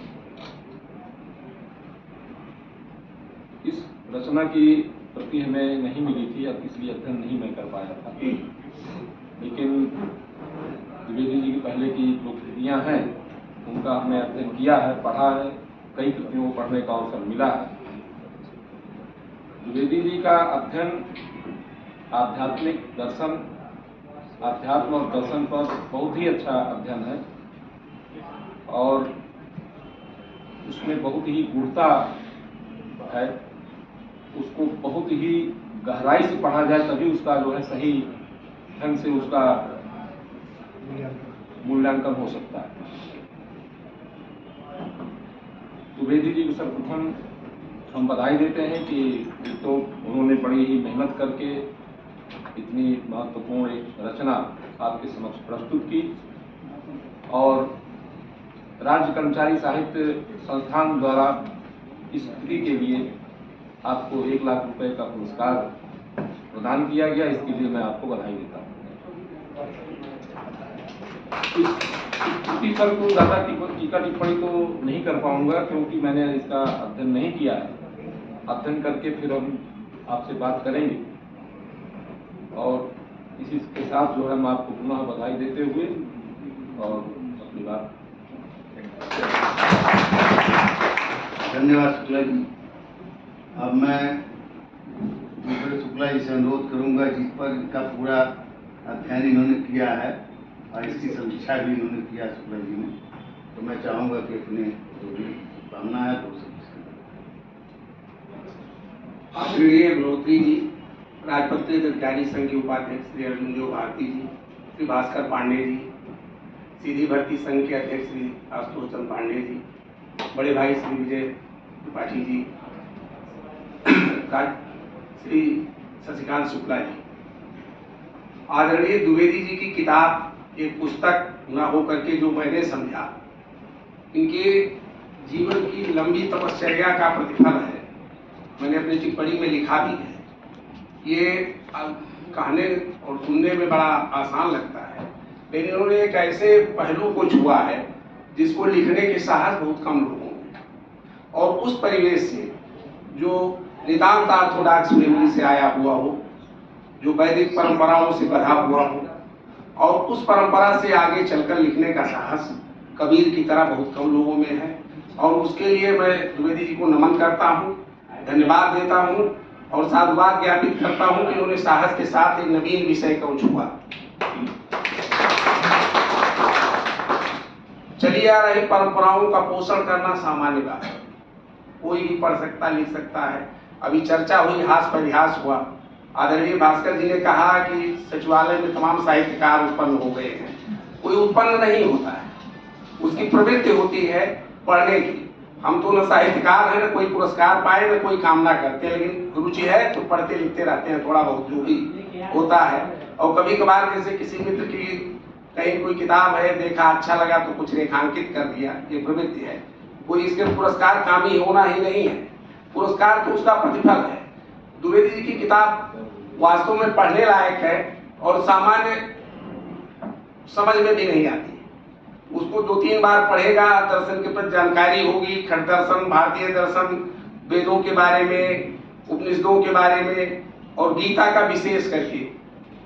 अंततः ऋग्वेद के रितम से लेकर के और गीता के भाष्यम तक का अनुसरण करते हुए द्विवेदी जी ने जो निचोड़ निकाला है वो कोई मोक्ष के विरोध में नहीं है। मोक्ष जो संप्रत्यय है वो काल्पनिक है। जैसे हम कहते हैं ये कर्म करते जाएंगे, लेकिन क्या करते जाएंगे इसका कोई व्याख्या नहीं है। मोक्ष किन लोगों ने पाया ये भी नहीं स्पष्ट है। और जो लोग इतिहास के विद्यार्थी होंगे उन्हें पता होगा कि उत्तर गुप्त काल में एक परिपाटी प्रचलित हो गई थी कि इलाहाबाद के अक्षय वट से कूद करके संगम में जो प्राण देता वो मोक्ष प्राप्त कर लेता है। तो ये मोक्ष का विद्रूप रूप है। ऐसे विद्रूप कुवृत्तियों पर जो कुठाराघात किया है द्विवेदी जी ने वो सराहनीय है। अब रही बात विद्वत परिषद की, तो शास्त्रज्ञ जो पंडित हैं वो शास्त्रों के बारे में तो बहुत जानते हैं, लेकिन जो आधुनिक परिवेश या पाश्चात्य दर्शन है उस पर उनकी पकड़ नहीं है। जो दर्शन शास्त्री हैं वो दर्शन की अपने मकड़ जाल से निकल नहीं पाते। तो व्यवहारिक पक्ष लेकर के जो इस किताब को पढ़ेगा गहराई से, तब इसमें से उसे कुछ मिलेगा। और द्विवेदी जी ने कहीं ये नहीं कहा कि मोक्ष बेकार है। उन्होंने अमोक्ष का जो अपना संप्रत्यय प्रतिपादित किया है उसका मतलब यह है कि जीवन में रहते हुए, सामान्य जीवन जीते हुए, सरल ढंग से हम अपने कर्म करते हुए ऐसे मार्ग पर चले जो ऋग्वेद में ऋतम की व्याख्या है, करते हुए अपने कर्म करें तो हम अमोक्ष से जो है सुखमय, आनंदमय, यशोमय जीवन जी सकते हैं। और आवागमन का चक्र जो है ये कभी टूटने वाला नहीं है। बहुत फिलॉसफी कहती है, लेकिन वो भी मौन हो जाते हैं आत्मा के विषय में आकर के। तमाम चीजें उपनिषदों का जो है वेदों से ही सब आधार है। उपनिषदों का चिंतन ऊंचाई तक जाता है, लेकिन एक समय आकर मौन हो जाता है। गीता भी कॉन्ट्राडिक्टरी व्याख्या करती है। एक तरफ तो शरणागत कहती है कि मैं मुक्त कर दूंगा, और दूसरे जब मुक्त कर दोगे तो कर्म की क्या आवश्यकता है। तो कर्म आवश्यक है, बिना कर्म के जीवन नहीं चलता है। और ये किताब आप लोग पढ़िए और कई बार पढ़िए, बार बार पढ़िए। और जो लोग दर्शन के क्षेत्र में रुचि रखते हों उनके लिए एक नवीन संप्रत्यय है, नवीन कल्पना है, और उसको पढ़ करके आगे देखिए। मैंने अपनी टिप्पणी में जो लिखा है, द्विवेदी जी के चूंकि आदेश थे, मैं लिखना ज्यादा चाहता था, लेकिन उन्होंने कहा था 1-1.5 पेज से ज्यादा ना हो। निर्देश के साथ मैंने लिखा, नहीं तो मैं और कुछ लिखना चाहता था। इन्होंने रोक दिया, कहा 1-1.5 पेज लिखिए आप। तो हमने कहा आदेश, हमने कहा आदेश, तो मैं संक्षेप में लिखा। तमाम चीजें हमारे विचार में उस पुस्तक के बारे में थी। और मैं इसलिए पढ़ा कि द्विवेदी जी से मैं लंबे समय से जुड़ा रहा हूँ सचिवालय में, और इसके पहले से भी इनके छोटे भाई श्रीनिवास जी जो हैं समाज कल्याण अधिकारी, उनसे संपर्क इलाहाबाद से विद्यार्थी जीवन से था। आपके पिताजी का भी सानिध्य मिलता रहा। वो वास्तव में ऋषि थे आज के युग के जिस परिवेश। इसीलिए मैं इनको बधाई देता हूँ कि जो जीवन इन्होंने जिया उससे जाकर के इनके मन में विद्यार्थी जीवन से ये विचार रहे होंगे। एक दिन में ये पनप नहीं सकता कि 10 दिन में, ये 4 महीने में खाली हुए और लिख दिए। ये बरसों में इनके अंदर गूंजता रहा, करता रहा, कलेक्शन करते रहे होंगे, तब जाकर ये पुस्तक आई है व्यवहारिक धरातल पर। और मैं ज्यादा तो नहीं कहूँगा क्योंकि मैं दर्शन का विद्यार्थी नहीं रहा हूँ, मैं विज्ञान का विद्यार्थी रहा हूँ मूलतः। लेकिन द्विवेदी जी जैसे लोगों के साथ रह करके थोड़ा बहुत दर्शन भी सीखा, और इतिहास का विद्यार्थी होने के नाते दर्शन पढ़ा। साहित्य में रुचि होने के नाते पाश्चात्य दर्शन से भी कुछ सीखा, पढ़ा। तो इस तरह से एक सामान्य पाठक दर्शन का हूँ, विशेषज्ञ तो नहीं, सामान्य पाठक अपने मानता हूँ, सुधी पाठक। तो इनकी पुस्तक में जो मुझे लगा कि तुलसीदास जी ने जो लिखा है रामचरितमानस में, जो वेदों ने उनकी राम के राज्यारोहण पर जो वंदना की है, लास्ट उसकी पंक्ति है कि पल्लवत फूलत नवल नित संसार विचप नमाम है, इस संसार में रह करके ही आप अपने उसकी भला कर सकते हैं। और जितने बड़े दार्शनिक वो हुए हैं वो लोग पलायन को नहीं महत्व देते हैं, लोक में रह करके ही जीवन जिया जा सकता है। अमोक्ष यही है द्विवेदी जी का, जो मैं समझा, और इनको पुनः दोहराई देता हूँ। और इनकी शेष कृतियाँ जो इस कड़ी में आनी है उसकी प्रतीक्षा करता हूँ कि कब समाज में आए और लोग उससे लाभान्वित हों। धन्यवाद। धन्यवाद शुक्ला जी। अभी देखिए शुक्ला जी, मोक्ष अमोक्ष की जैसे बट ब्रिज से पूछ जाइए तो मोक्ष सोच की बात। पहले क्या सोच थी, सर ने अपनी किताब के माध्यम से क्या सोच लाया, आप क्या सोच है, कैसे हम लोग इसको जो है अपने दैनिक जीवन में भी इसका उपयोग कर सकते हैं, किस तरह का कार्य कर सकते हैं, ये भी हम लोगों को इसके अपने जो है अंदर डालने की एक। और ये बात तो जरूर है कि सचिवालय में देखिए प्रतिभाओं की कोई कमी नहीं, या तो समय के नाते या अपनी व्यस्तता के नाते अभी तक हमारी जो मौलिक रचनाएं थी, लोगों की जो अभिरुचियाँ थी, वो प्रेक्षार्थ नहीं आ रही। जैसे ओलंपिक पदक है, बहुत दिन बाद 30-40 साल बाद अब पदक मिलना शुरू हुआ है। तो उसी तरह से हमारे सचिवालय में जब से पुरस्कार मिलना शुरू हुआ है तब से हमारे साहित्यकारों का थोड़ा सा ज्यादा नाम है। ऐसा नहीं, प्रतिभा नहीं, सबके अंदर सबके अंदर हमारा ये मतलब एक भाव जगह है। जब से महत्व बढ़ गया, भाई साहित्यकारों को भी कुछ मिल सकता है, उनको सम्मान मिल रहा है, ऐसे से बात नहीं है। और ये बात सही है कि जो नई जनरेशन है वो अपनी बौद्धिकता को देखते हुए अपने सचिवालय के कार्यों के साथ साथ तमाम यहाँ जो है डॉक्टर साहब बैठे हैं, आप लोग बैठे, भाई आप लोग कितनी किताबें हैं और आप लोग लिखते रहते हैं। अब हम लोग उस क्षेत्र में थोड़े जियो। चलिए इस बात को आगे बढ़ाते हुए, टाइम लगभग खत्म हो गया है। कुछ संघ के पदाधिकारी भी हमारे यहाँ बोलेंगे, लेकिन डॉक्टर साहब डॉक्टर उमेश वर्मा जी से मैं अनुरोध करूँगा कि 2 शब्द अपनी बात कहें, बाकी इसमें जो जैसे होगा तो संघ के 2-4 पदाधिकारी बोलना हाँ वही। आज के कार्यक्रम के आदरणीय मुख्य अतिथि श्री गोपाल सिंह जी, आदरणीय अमित भारती जी, आदरणीय पाटिल जी, पांडे जी, आप सभी को नमन करते हुए, जहाँ तक अभी राज कर्मचारी साहित्य संस्थान की बात आई, राज कर्मचारी साहित्य संस्थान 1999 में गठित हुआ था और उसका मूल उद्देश्य यही था कि जो राज कर्मचारियों की प्रतिभाएं हैं, साहित्यिक प्रतिभाएं हैं विशेष रूप से, उनको प्रोत्साहित करने के लिए उनको एक पुरस्कार दिया जाए। क्योंकि राज कर्मचारी कभी कब सम्मेलन में जाने के लिए उसको समय चाहिए, अवकाश चाहिए, नहीं मिल सकता। हम रात में 9 बजे तक ऑफिस में रह करके कब सम्मेलन अटेंड नहीं कर सकते। लेकिन अगर अपनी रचना धर्मिता से जुड़े हुए कोई पुस्तक लिखे हैं तो उनको कोई प्लेटफॉर्म नहीं मिल पाता था। पहले था केवल राज कर्मचारी, मतलब जो सेवारत कर्मचारी हों उन्हीं को पुरस्कृत किया जाता था। बाद में जोड़ा गया कि नहीं, जो सेवानिवृत्त कर्मचारी भी हैं उनको भी राज कर्मचारी मानते हुए उनकी भी रचना धर्मिता को पुरस्कृत किया जाए।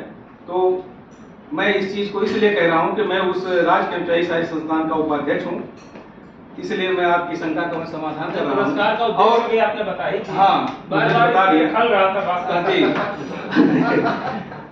तो कोई भी राज कर्मचारी है जो भी रचना धर्मिता से जुड़ा हुआ है उसको हाँ पुरस्कार भी रखा गया है। बहुत सारी उसमें गतिविधियां होती हैं, वाद विवाद प्रतियोगिता भी होती है और कहानी प्रतियोगिता भी होती है। केवल किताबें ही नहीं पुरस्कृत होती, बहुत सारी उसमें गतिविधियां कराई जाती हैं। जहाँ तक आमोच किताब का प्रश्न है, इसके लिए मैं आदरणीय द्विवेदी जी को बहुत बहुत धन्यवाद देता हूँ। एक नई विचारधारा आपने प्रस्तुत की है। जो हमारी जो मान्यता है, वित्तेषणा, लोकेषणा और पुत्रेषणा, ये 3 ऐषणाओं से हम जो है वंचित नहीं रह सकते। इन्हीं को ध्यान में रख करके ही अपनी कार्य प्रणाली शुरू करते हैं, अपनी गतिविधि संचालित करते हैं। लेकिन आपने एक बात अभी बीच में कही कि तेन त्यक्तेन भुंजी था माँ गधा कश्चित धनु। तो हम कोई भी कर्म करें निरपेक्ष भाव से करें तब हम जो है जो धरातल है, उच्चतम धरातल है, उसको हम प्राप्त कर सकते हैं। भाई रैदास जी जूठे को गांठते हुए भी जो है मोक्ष को प्राप्त कर लिए।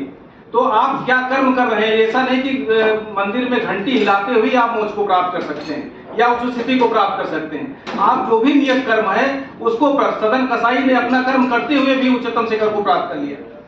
तो जरूरी नहीं कि हम मंदिर में घंटी हिलाएं या दूसरा कर्म करें। तो जो भी कर्म आप कर रहे हैं उसको निरपेक्ष रूप से करते हुए हम उसके उच्चतम शिखर को प्राप्त कर सकते हैं। जहाँ तक मैं ज़्यादा इसको पढ़ा नहीं हूँ, मुझे ज़्यादा पढ़ने का मौका भी नहीं मिला, पढ़ूंगा तो विषय विवेचन इसका करने में समर्थ हूँगा। मैं इन्हीं भावनाओं के साथ आपको पुनः बधाई देता हूँ राजकंचाई संस्थान की तरफ से, और आपको धन्यवाद देता हूँ। आप हमें बोलने का मौका दिया, बहुत बहुत धन्यवाद। डॉक्टर साहब आपको बहुत बहुत धन्यवाद। और आप साहित्य संस्थान में हमारे सचिवालय के तमाम पदाधिकारी बने भी हैं और आगे हम लोग किसी तरह पुरस्कार मिलता रहा, इसके लिए भी हमारे से दूसरी बात ये है, देखिए यहाँ सब रचनाकार हैं, सब कोई बहुत मूर्धन्य साहित्यकार हैं।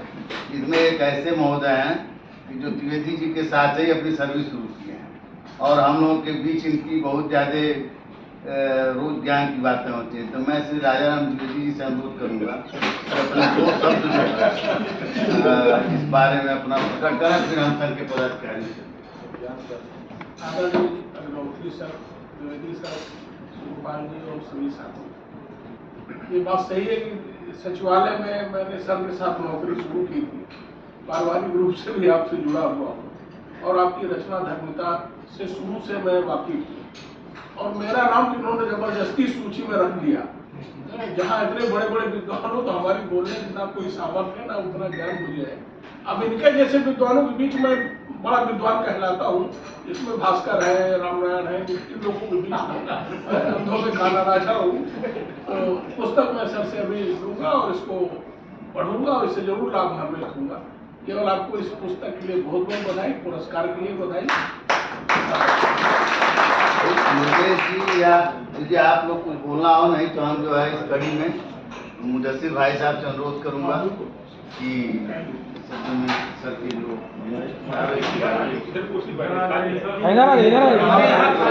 खाली खाली ना इधर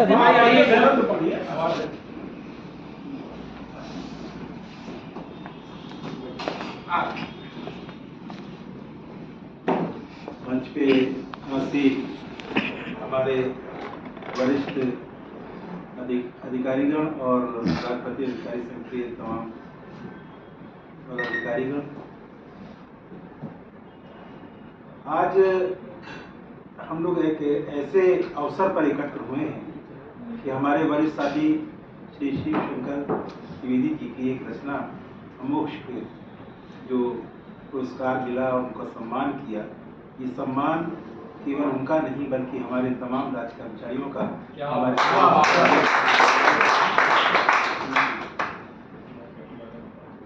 मैं अभी करीब परसों ही इसी के तीसरे तल पे हमारा पुस्तकालय, मैं गया वहां जाकर के मैंने देखा तो मुझे देख के बड़ा दुख हुआ। एक समय था जब सचिवालय के हमारे अधिकारी कर्मचारी वहाँ नियमित रूप से जाते थे और बैठ के अध्ययन करते थे और उसका पठन पाठन किया करते थे। आज लोगों में पढ़ने की क्षमता समाप्त होती जा रही है। ये मोबाइल ने हमको जो है पुस्तकों से दूर कर दिया। एकदम सही बात। पाठक आज बहुत ही कम रह गए, लेखक भी कम हो गए थे। लेकिन अब ये मैं देख रहा हूँ कि विगत कुछ वर्षों से लोगों के अंदर जो बरसों से कोई न कोई विचार चल रहा था, उसको कलम के जरिए उकेरने का कार्य किया जा रहा है। उसके लिए मैं सभी अपने लेखक बंधुओं को बधाई और धन्यवाद देता हूँ कि आप समाज को वो चीज़ देकर जा रहे हो जो आने वाली पीढ़ियों को एक उनकी धरोहर हो। मैं ज़्यादा नहीं बोलूँगा, तमाम वक्ता बोलने वाले हैं। मैं फिर से एक बार अपने द्विवेदी सर का बहुत बहुत बधाई देता हूं, उनको धन्यवाद देता हूं और उनके शुभ आगे जीवन के लिए जो मैं कामना करता हूं। धन्यवाद सर। अब मैं जो है श्री योगेंद्र जी का अनुरोध करूंगा जो सचिवालय सुरक्षा संघ के अध्यक्ष हैं, 2 शब्द। उपस्थित सभी वरिष्ठ अधिकारी और यहाँ पर उपस्थित सभी अधिकारी का सभी को नमन करते हुए द्विवेदी सर को बधाई देता हूँ कि आपने पुस्तक लिखी। अभी मैं खरीद तो उसको पढ़ूंगा भी, उसके बारे में थोड़ा अध्ययन करूंगा। बहुत बहुत बधाई।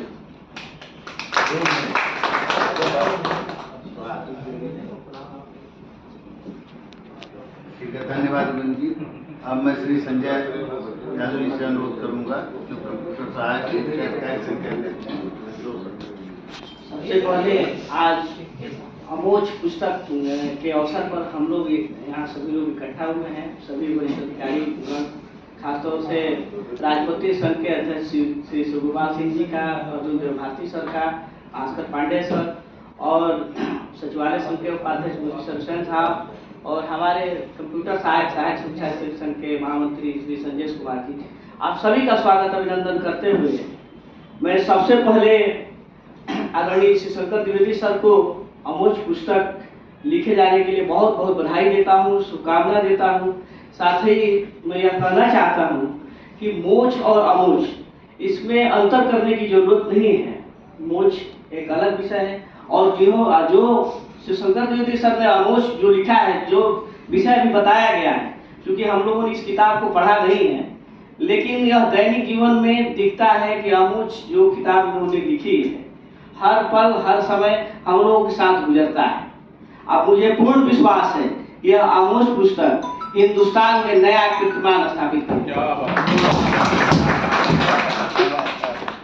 यह पूरे हिंदुस्तान में नया कीर्तिमान स्थापित करेगी। मैं तो सर से अनुरोध करूंगा, आदरणीय अध्यक्ष जी से भी और सभी साथियों से, महामंत्री से भी कहूंगा कि यह अमोच पुस्तक जो है डिजिटल प्लेटफॉर्म पर भी आए। जिस तरीके से हमारे आज के नए युग में जो हमारे लोग जो ऑनलाइन पढ़ना चाहते हैं, भले उसका जो भी चार्ज वगैरह हो व्यवस्था करके बात करके, क्योंकि हमें पूरी तरीके से जो, चूँकि मैं भी जहाँ तक हमारा एक अनुभव है, मुझे लग रहा है कि यह किताब सबको पढ़ना चाहिए, सबको मैंने पढ़ने का अवसर मिलना चाहिए।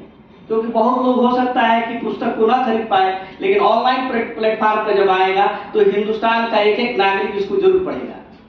और पूर्व अध्यक्ष जी को भी मैं राजपत्रित संघ को प्रणाम करते हुए अपनी बात को समाप्त करता हूँ। धन्यवाद। और मैं श्री दिव्य श्रीवास्तव जी से लेखा संघ के अध्यक्ष अनुरोध करूंगा कि सभा कक्ष में उपस्थित आदरणीय अग्निहोत्री सर, द्विवेदी सर और सभा की अध्यक्षता कर रहे राजपत्रित अधिकारी संघ के श्री सुखपाल जी को तथा सभा में उपस्थित अन्य सभी वरिष्ठ अधिकारियों को सादर प्रणाम। सर्वप्रथम हम अपने सचिवालय परिवार और लेखा परिवार की ओर से श्री द्विवेदी जी को अमोक्ष पुस्तक को पुरस्कृत किए जाने और उनकी इस रचनाकृत के लिए बहुत बहुत धन्यवाद और बधाई देता हूँ। मैं साहित्य और दर्शन तो हमने कभी नहीं पढ़ा। 6th क्लास से मैं कॉमर्स का स्टूडेंट रहा हूँ। LLB केवल कॉमर्स से अलग हटकर की, तो इस बारे में बहुत ज़्यादा ज्ञान नहीं है, लेकिन इस पुस्तक के बारे में हमको 2-3 दिन पहले जब ये जानकारी प्राप्त हुई थी और सर ने कल शाम को फोन भी किया था, तो इतना हम ये जानते हैं और इतना स्वयं भी महसूस करते हैं कि जब हमारे शरीर से प्राण निकल जाता है तो ये हम नहीं जानते हैं कि हमको मोक्ष मिला कि अमोक्ष मिला, क्या हुआ कोई नहीं जानता है और ना इसकी कोई पुष्टि कर सकता है। केवल ये शास्त्रों में लिखा हुआ है। और हम जैसे गांव में, अभी मैं सर से बात भी कर रहा था धीरे से, कि जैसे ही हम होश संभालते हैं तो गांव में भी सब इकट्ठा रहते हैं, चाहे वो हमारे काका हों, दादा हों, बाबा हों। ए बच्चों, ऐसा कर्म करा कि मोक्ष प्राप्त कर, ऐसा कर्म करा कि मोक्ष। हम यह खुद नहीं जानते हैं कि आज हमारी माता जी पिताजी नहीं हैं, उनकी मुखाग्नि हमने दी, उनको मोक्ष मिला या नहीं मिला, लेकिन इतना मैं जरूर महसूस करता हूँ। और मैं खुद अपने आप को कई ऐसी चीज़ें हमने देखी हैं और खासकर मैंने सचिवालय में कई ऐसे लोगों के साथ इतना सहयोग मैंने किया है कि उसका प्रतिफल आज ये है कि मैं बहुत ही मतलब निचले लेवल से, बहुत बैकग्राउंड लेवल का था। मतलब हमारा पारिवारिक जो है बैकग्राउंड बहुत अच्छा नहीं था, लेकिन कभी आप लोगों के आशीर्वाद से, ईश्वर के आशीर्वाद से, माँ बाप के आशीर्वाद से आज तक हमको कभी किसी के सामने हाथ फैलाने की जरूरत नहीं पड़ी। मैं अपने परिवार का अकेला हूँ और हमेशा से कि कैसे किसी को, यहाँ सचिवालय में हूँ तो नियमों के तहत किसी को अगर 2 पैसे का लाभ हो सकता है जो हमारी जेब से नहीं जा रहा है, सरकार से हम दिला सकते हैं, उसको हम दिलाने का प्रयास करते हैं। और आप लोगों के आशीर्वाद से मैं माननीय नगर विकास मंत्री जी का नोडल अफसर हूँ। वहाँ पे कई ऐसे परिवारों को, कम से कम 5 ऐसी नियुक्तियाँ मैंने कराई हैं जो 2015 से लेकर के और 2021 तक मृतक आश्रित में, कोई महाराजगंज का था, कोई कुशीनगर का था, कोई कहीं का, नगर पालिकाओं की मैं बात कर रहा हूँ। मंत्री जी को मैंने अवगत कराया, उन्होंने कहा आपका पूरा राइट है, आप बुला करके शासी अधिकारी को, जैसे भी नियमों को जानकारी नहीं है। हमने कहा सर मैंने सचिवालय में बहुत ही सेवा की है और यही मेरा कैडर भी है। तो और सर के साथ थोड़ा सा सानिध्य हमको मिला था, उसी कमरे के बगल में हमारा भी रूम था, तो हम सब लोग वहाँ एकत्रित होते थे, थोड़ा सा ज्ञान वहाँ भी सर से हमको मिलता था। तो सर से भी मैं प्रभावित हूँ, पुनः मैं पूरे परिवार की तरफ से। और सर का जो उस पुस्तक का जो हेडिंग है या नाम है, उससे ही ये सार्थ है कि सत्य वही है। बाकी में बहुत बहुत धन्यवाद। धन्यवाद श्रीवास्तव जी, आपने कट सत्य कह दिया कि सत्य बोलिए। और अब एक कार्यक्रम समाप्ति पर है, लेकिन हमारे बैच के 2 जो है उत्कृष्ट कोट के साहित्यकार भी हैं, डॉक्टर ध्रुवपाल जी और श्री गिरिजापति जी। यदि इनको हम छोड़ दें तो समझिए कार्यक्रम अधूरा है। कौन पुरस्कार मिलने वाला है? पढ़ने पर आपको पुरस्कार मेरा बस 2 मिनट अनुरोध है, डॉक्टर ध्रुवपाल जी जो है इस पुस्तक के बारे में और सर की कृति के बारे में। आपका नाम हो धन्यवाद। 5 भाई मुझे बोलने का अवसर दिया। इस सभा कक्ष में उपस्थित मेरे सीनियर्स और राजपत्रित अधिकारी संघ के अध्यक्ष, विभिन्न सचिवालय सेवा संघों के पदाधिकारीगण और उपस्थित समस्त विद्वतजन, जाहिर सी बात है यहाँ सर ने सेलेक्टेड एक टेस्ट के लोगों को बुलाए, लाइक माइंडेड पीपल को गैदरिंग है, तो सभी को साधुवाद। अवसर है सर की पुस्तक अमोक्ष एक प्रस्तुति के विषय में। सर को बधाई तो है ही, आप सबने बधाई दी है और बहुत बड़ा कार्य है। सर ने इसमें बहुत मेहनत भी की है और इस पुस्तक को पुस्तक के रूप में तो नहीं, लेकिन जब सर लिख रहे थे तो इसकी हार्ड कॉपी और सॉफ्ट कॉपी दोनों ही पढ़ने का मुझे अवसर मिला। और मेरा सौभाग्य है कि सर ने मुझे इस लायक समझा कि मैं उसके विषय में कुछ डिस्कशन करूं। मेरा सर से डिस्कशन हुआ भी और मैंने इसको पढ़ा है, कुछ चैप्टर्स पढ़े हैं, लेकिन पूरी अभी पुस्तक को पढ़ने का सौभाग्य प्राप्त नहीं हुआ है। हमारे विद्वान साथी रमाकांत शुक्ला जी की जो समीक्षा है वो भी नहीं पढ़ी है, लेकिन आपने तो अभी प्रत्यक्ष जो बताया है, मैं उससे आपकी चीज़ों से बहुत सहमत हूँ, क्योंकि मैंने भी इसको पढ़ा है और आपके जो विद्वतापूर्ण जो आपका वक्तव्य है बहुत ही अच्छा है। जहाँ तक मैं समझ पाया, बहुत शॉर्ट में बोल रहा हूँ क्योंकि समय की बाध्यता है। द्विवेदी सर ने बहुत गूढ़ चिंतन किया है इस विषय में और बहुत मेहनत की है, और जहाँ तक मैं समझ पाया इसमें मोक्ष से, इसको मोक्ष को नकारा नहीं है सर ने, कतई भी। मोक्ष है, मोक्ष का अस्तित्व है, लेकिन उसका जो साइंटिफिक एस्पेक्ट है, जो उसके अंदर कुछ चीज़ें इस टाइप की आ गई हैं, जैसा आपने बताया वट वृक्ष से के गंगा जी में मोक्ष मिल जाएगा, उन्हीं चीज़ों को थोड़ा सा साफ किया है, मतलब साइंटिफिक बनाया है सब्जेक्ट को। साइंस का स्टूडेंट जरूर हूँ, लेकिन मेरी फिलोसफी में भी बहुत रुचि है, पढ़ता भी हूँ और लिखता भी हूँ, लेखन भी किया है, और सर का आशीर्वाद हमेशा मिलता रहा है इस विषय में। और सचिवालय साहित्यिकी में तो सर ने संपादन भी किया है, वो उत्कृष्ट रचना धर्मिदान हम सब परिचित हैं, लेकिन ये पुस्तक अपने आप में बहुत श्रेष्ठ पुस्तक है। और इसमें एक चीज और बहुत शॉर्ट में बता दूंगा आपको कि अमोक्ष जो है वो मोक्ष का अपोजिट वर्ड नहीं है। हम इस अवधारणा को अपने मन में ना रखें। और ये चारवाक की तरफ जाने का जो मोटे मोटे तौर से बताया, शायद ऐसा आपका वर्जन मुझे लगता है नहीं, वो भी नहीं जो मैंने पढ़ा है। ये सीधा है, मोक्ष की अवधारणा को स्वीकार करता है पूरी तरह से। जब पुस्तक को आप ढंग से पढ़ेंगे, ये यथार्थवादी चिंतन की तरफ हमें ले जाता है कि हम यथार्थ पे उस चीज को स्वीकार करें कि वास्तव में इसका जो अनसाइंटिफिक वाला जो पोर्शन है उसको निकाल दें और जीवन में अपने जो सुखकारी चीजें हैं, जैसा सर ने बताया कि यशों में, आनंद में और जो हमारे लिए हितकारी चीजें हैं उस पर हम अपना चिंतन करें और ऊर्जा विनष्ट यहाँ ना करें कि ये कांड करने से और ये कांड करने से हमको कुछ जादुई चीज मिलने वाली है। बस सर ने उस पाखंड से दूर किया है, यही इसका सार है मेरी नज़र में।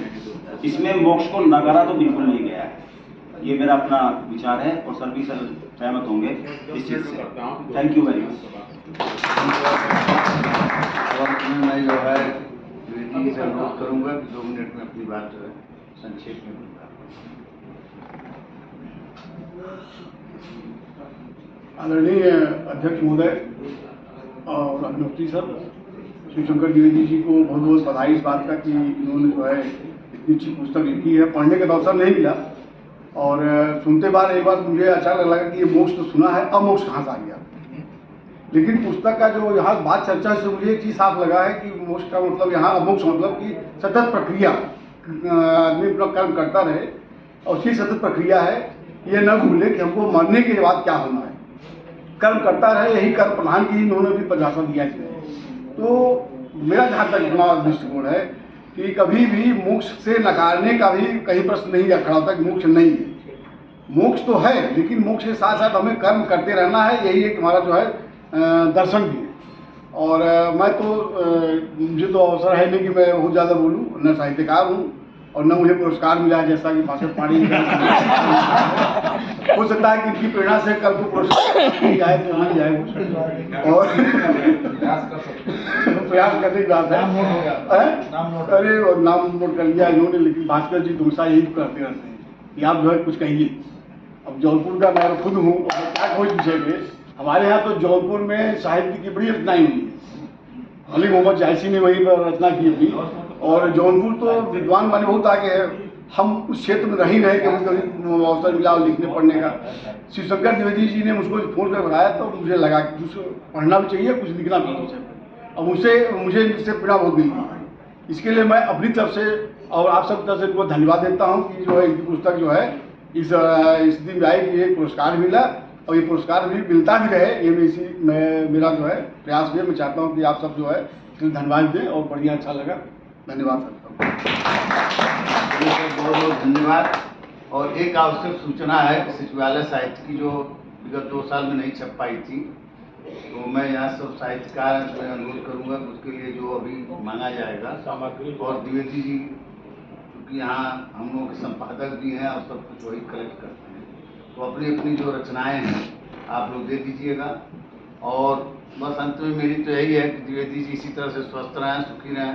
किताब लिख करके तो आदमी अजर अमर हो ही जाता है, तो देखा जाए तो सर तो उसी तरह से इनको मोक्ष मिलेगा। जहाँ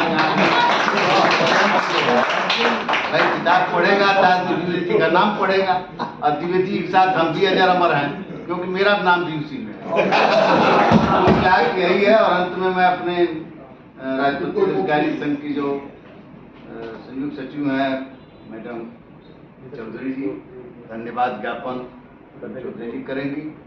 और ठीक मैडम अनुरोध है आपसे कि 1 मिनट समय दे दीजिएगा। हम आधे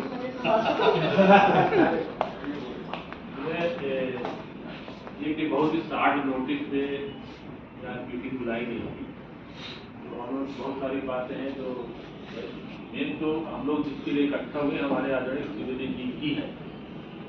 एक उद्देश्य था कि उनके साथ हम लोग बैठेंगे, चाय पीएंगे, अच्छी बातें होंगी।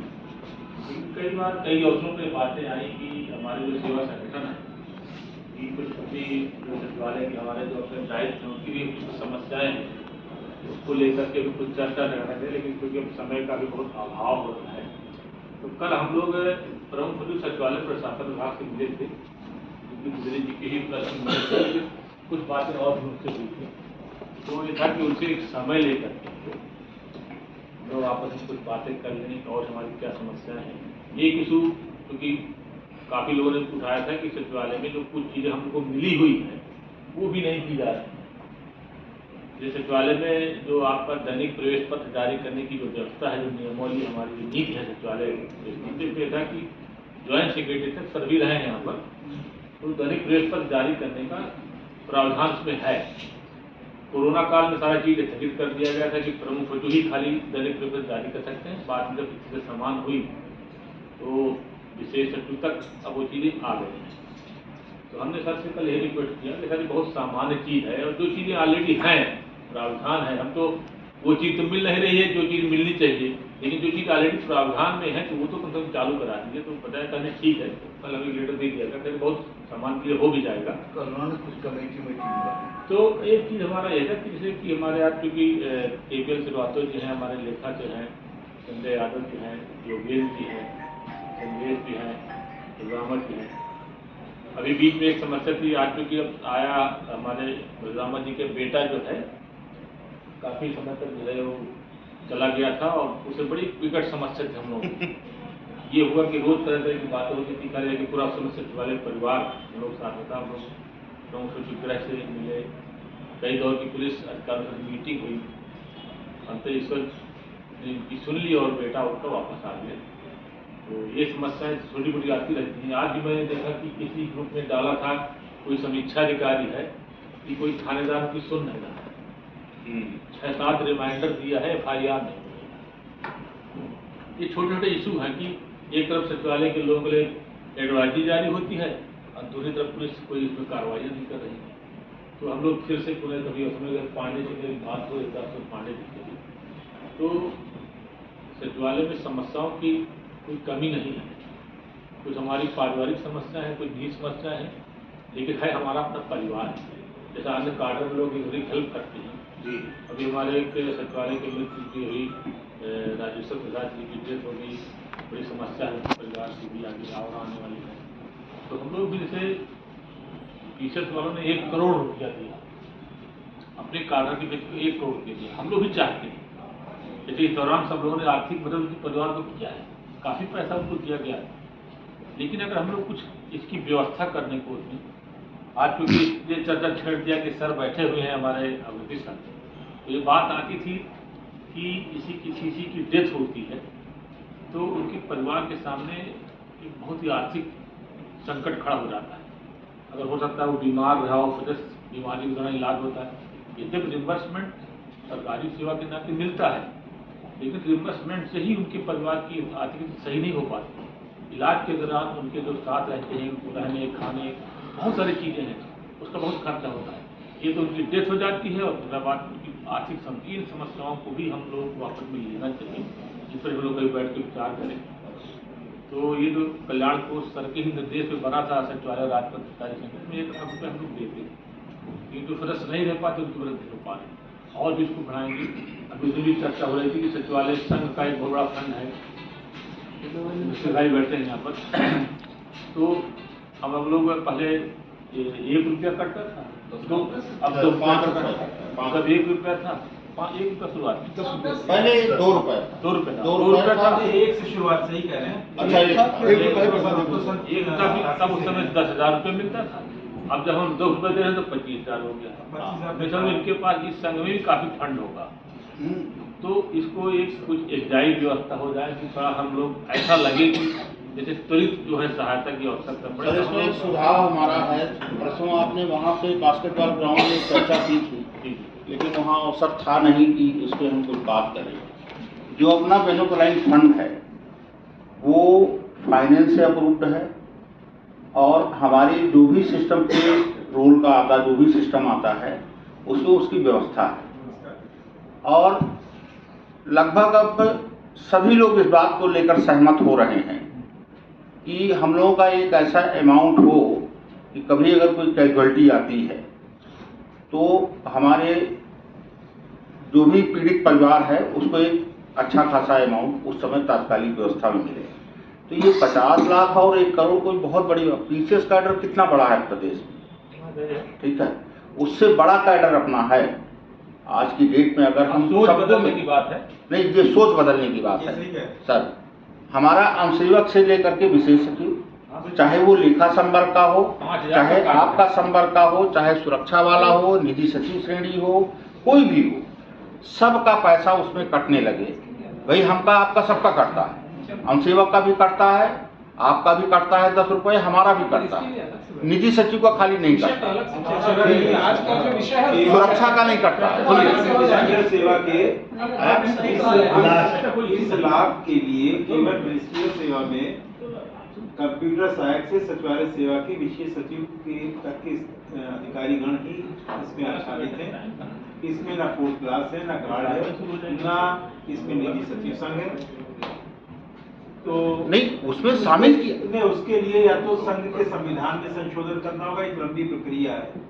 नहीं सर, प्रक्रिया तो देखिए, प्रक्रिया लंबी नहीं, मेरी बात समझ लीजिए। संघ का मेंबर होना अनिवार्य है, ठीक है सर, वो ठीक है, वही चीज है। अब ये जो संगठन चुनाव नहीं सर, हमारी बात तो सुनिए।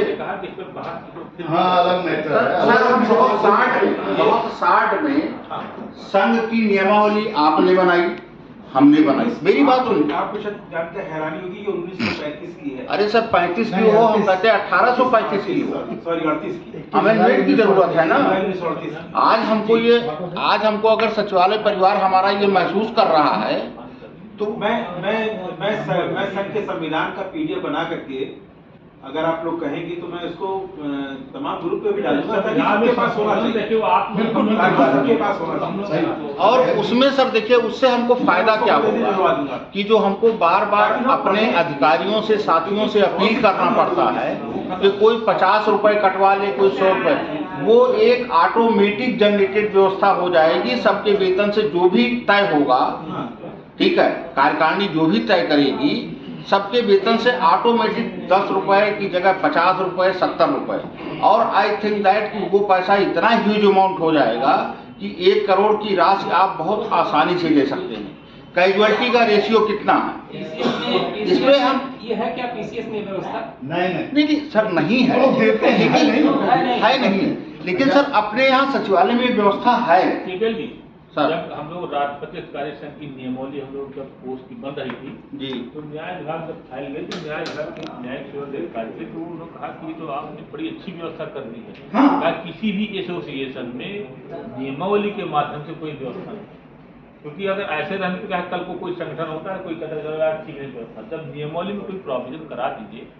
मैंने कहा कि संविधान तो कि हम लोग सब सचिवालय के हैं, प्रयास करेंगे संविधान में संशोधन हो जाएगा, लेकिन पहली बात है कि ये इस बात पर सब लोग सहमत हैं कि धनराशि बढ़ाई जानी चाहिए। बिल्कुल, वो भी है सर। नंबर आप समर के साथ नहीं सर, बहुत छोटी सी बात मैं कह रहा हूँ सर, बहुत छोटी सी बात मैं कह रहा हूँ, सुनिए सर प्लीज, बहुत छोटी सी बात, खाली एक दिन एक्सरसाइज करके आपको दे दूंगा कि अगर ये हम 70 रुपए का कॉन्ट्रीब्यूशन पर मंथ कर देते हैं और पूरा सचिवालय सेवा के जितने भी लोग हैं, किसी भी काडर के हो, एक तो हमारे नंबर सर नंबर 1 तो एम्प्लॉय बढ़ जाएगा, दूसरे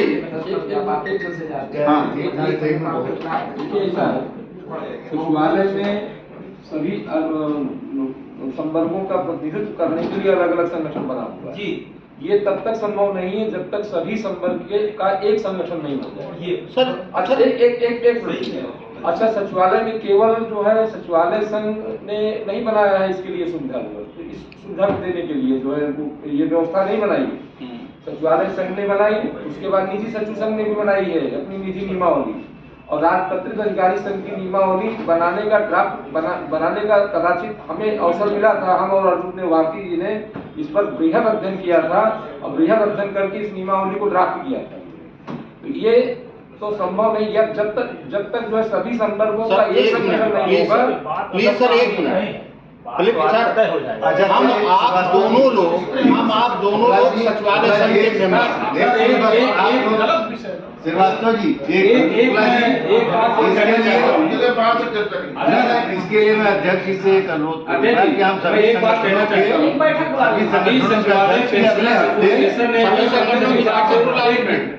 सचिवालय पेंशन एसोसिएशन ने प्रमुख सचिव साहब से जो है मिलने के लिए उन्होंने समय मांगा, तो उन्होंने लिखा कि ठीक है समय मांग रहे तो उनसे पूछे इनका एजेंडा क्या है। तो इन्होंने एजेंडा भेजा 5-6 बिंदुओं का कि ये हमारे एजेंडा रहेंगे, तो कहा ठीक है इनको समय दे दीजिए। तो आप लोग जितने भी सेवा संगठन है, जो भी संगठन है, आप प्रमुख सचिव साहब से जो है समय मांगिए और एजेंडा रखिए इन बिंदुओं पर, और उन बिंदुओं पे बैठक होगी और निकलेगा। और कई बातें उन्होंने मान भी ली, कई बातें सकारात्मक रूप से मान भी ली, तो आप इस तरह से रखेंगे तो मानेंगे। ठीक है, बहुत अच्छी बात है। हम लोग इससे आगे अगले हफ्ते में बात करके इसको आगे बढ़ाना है। इस बात पर सहमति है कि हम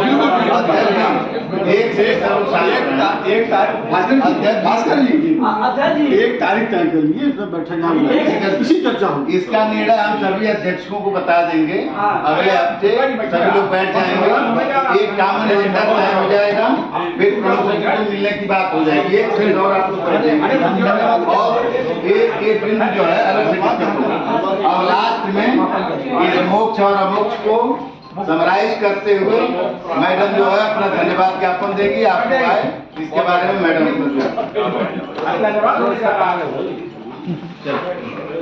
धन्यवाद ज्ञापन के बाद बोलिए मैडम।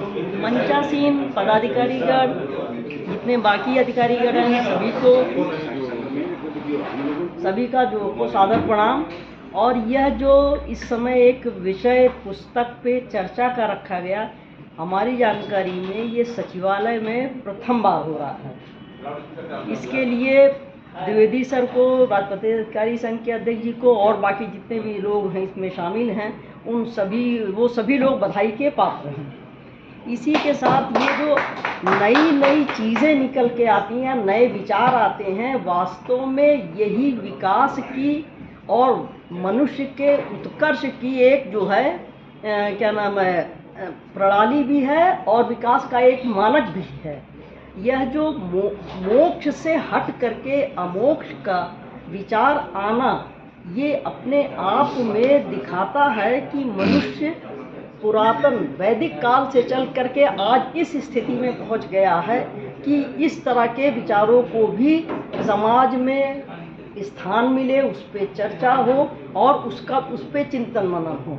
इसी के साथ मैं अपनी बात समाप्त करूंगी। इस पुस्तक में बहुत कुछ ऐसा ज़रूर होगा कि बहुत सारे लोग जो अभी तक की अवधारणाएं थीं, अभी तक की जो परंपराएं हैं, जो विचार हैं, उनसे हट करके एक नए दृष्टिकोण से चीज़ों को, जीवन को जो है समझने का प्रयास करें और भावी पीढ़ी को भी एक नई दिशा प्रदान करें। इसी के साथ मैं अपनी बात समाप्त करती हूँ। सभी का बहुत बहुत धन्यवाद। धन्यवाद मैडम। कार्यक्रम की समाप्ति घोषणा की जाती है।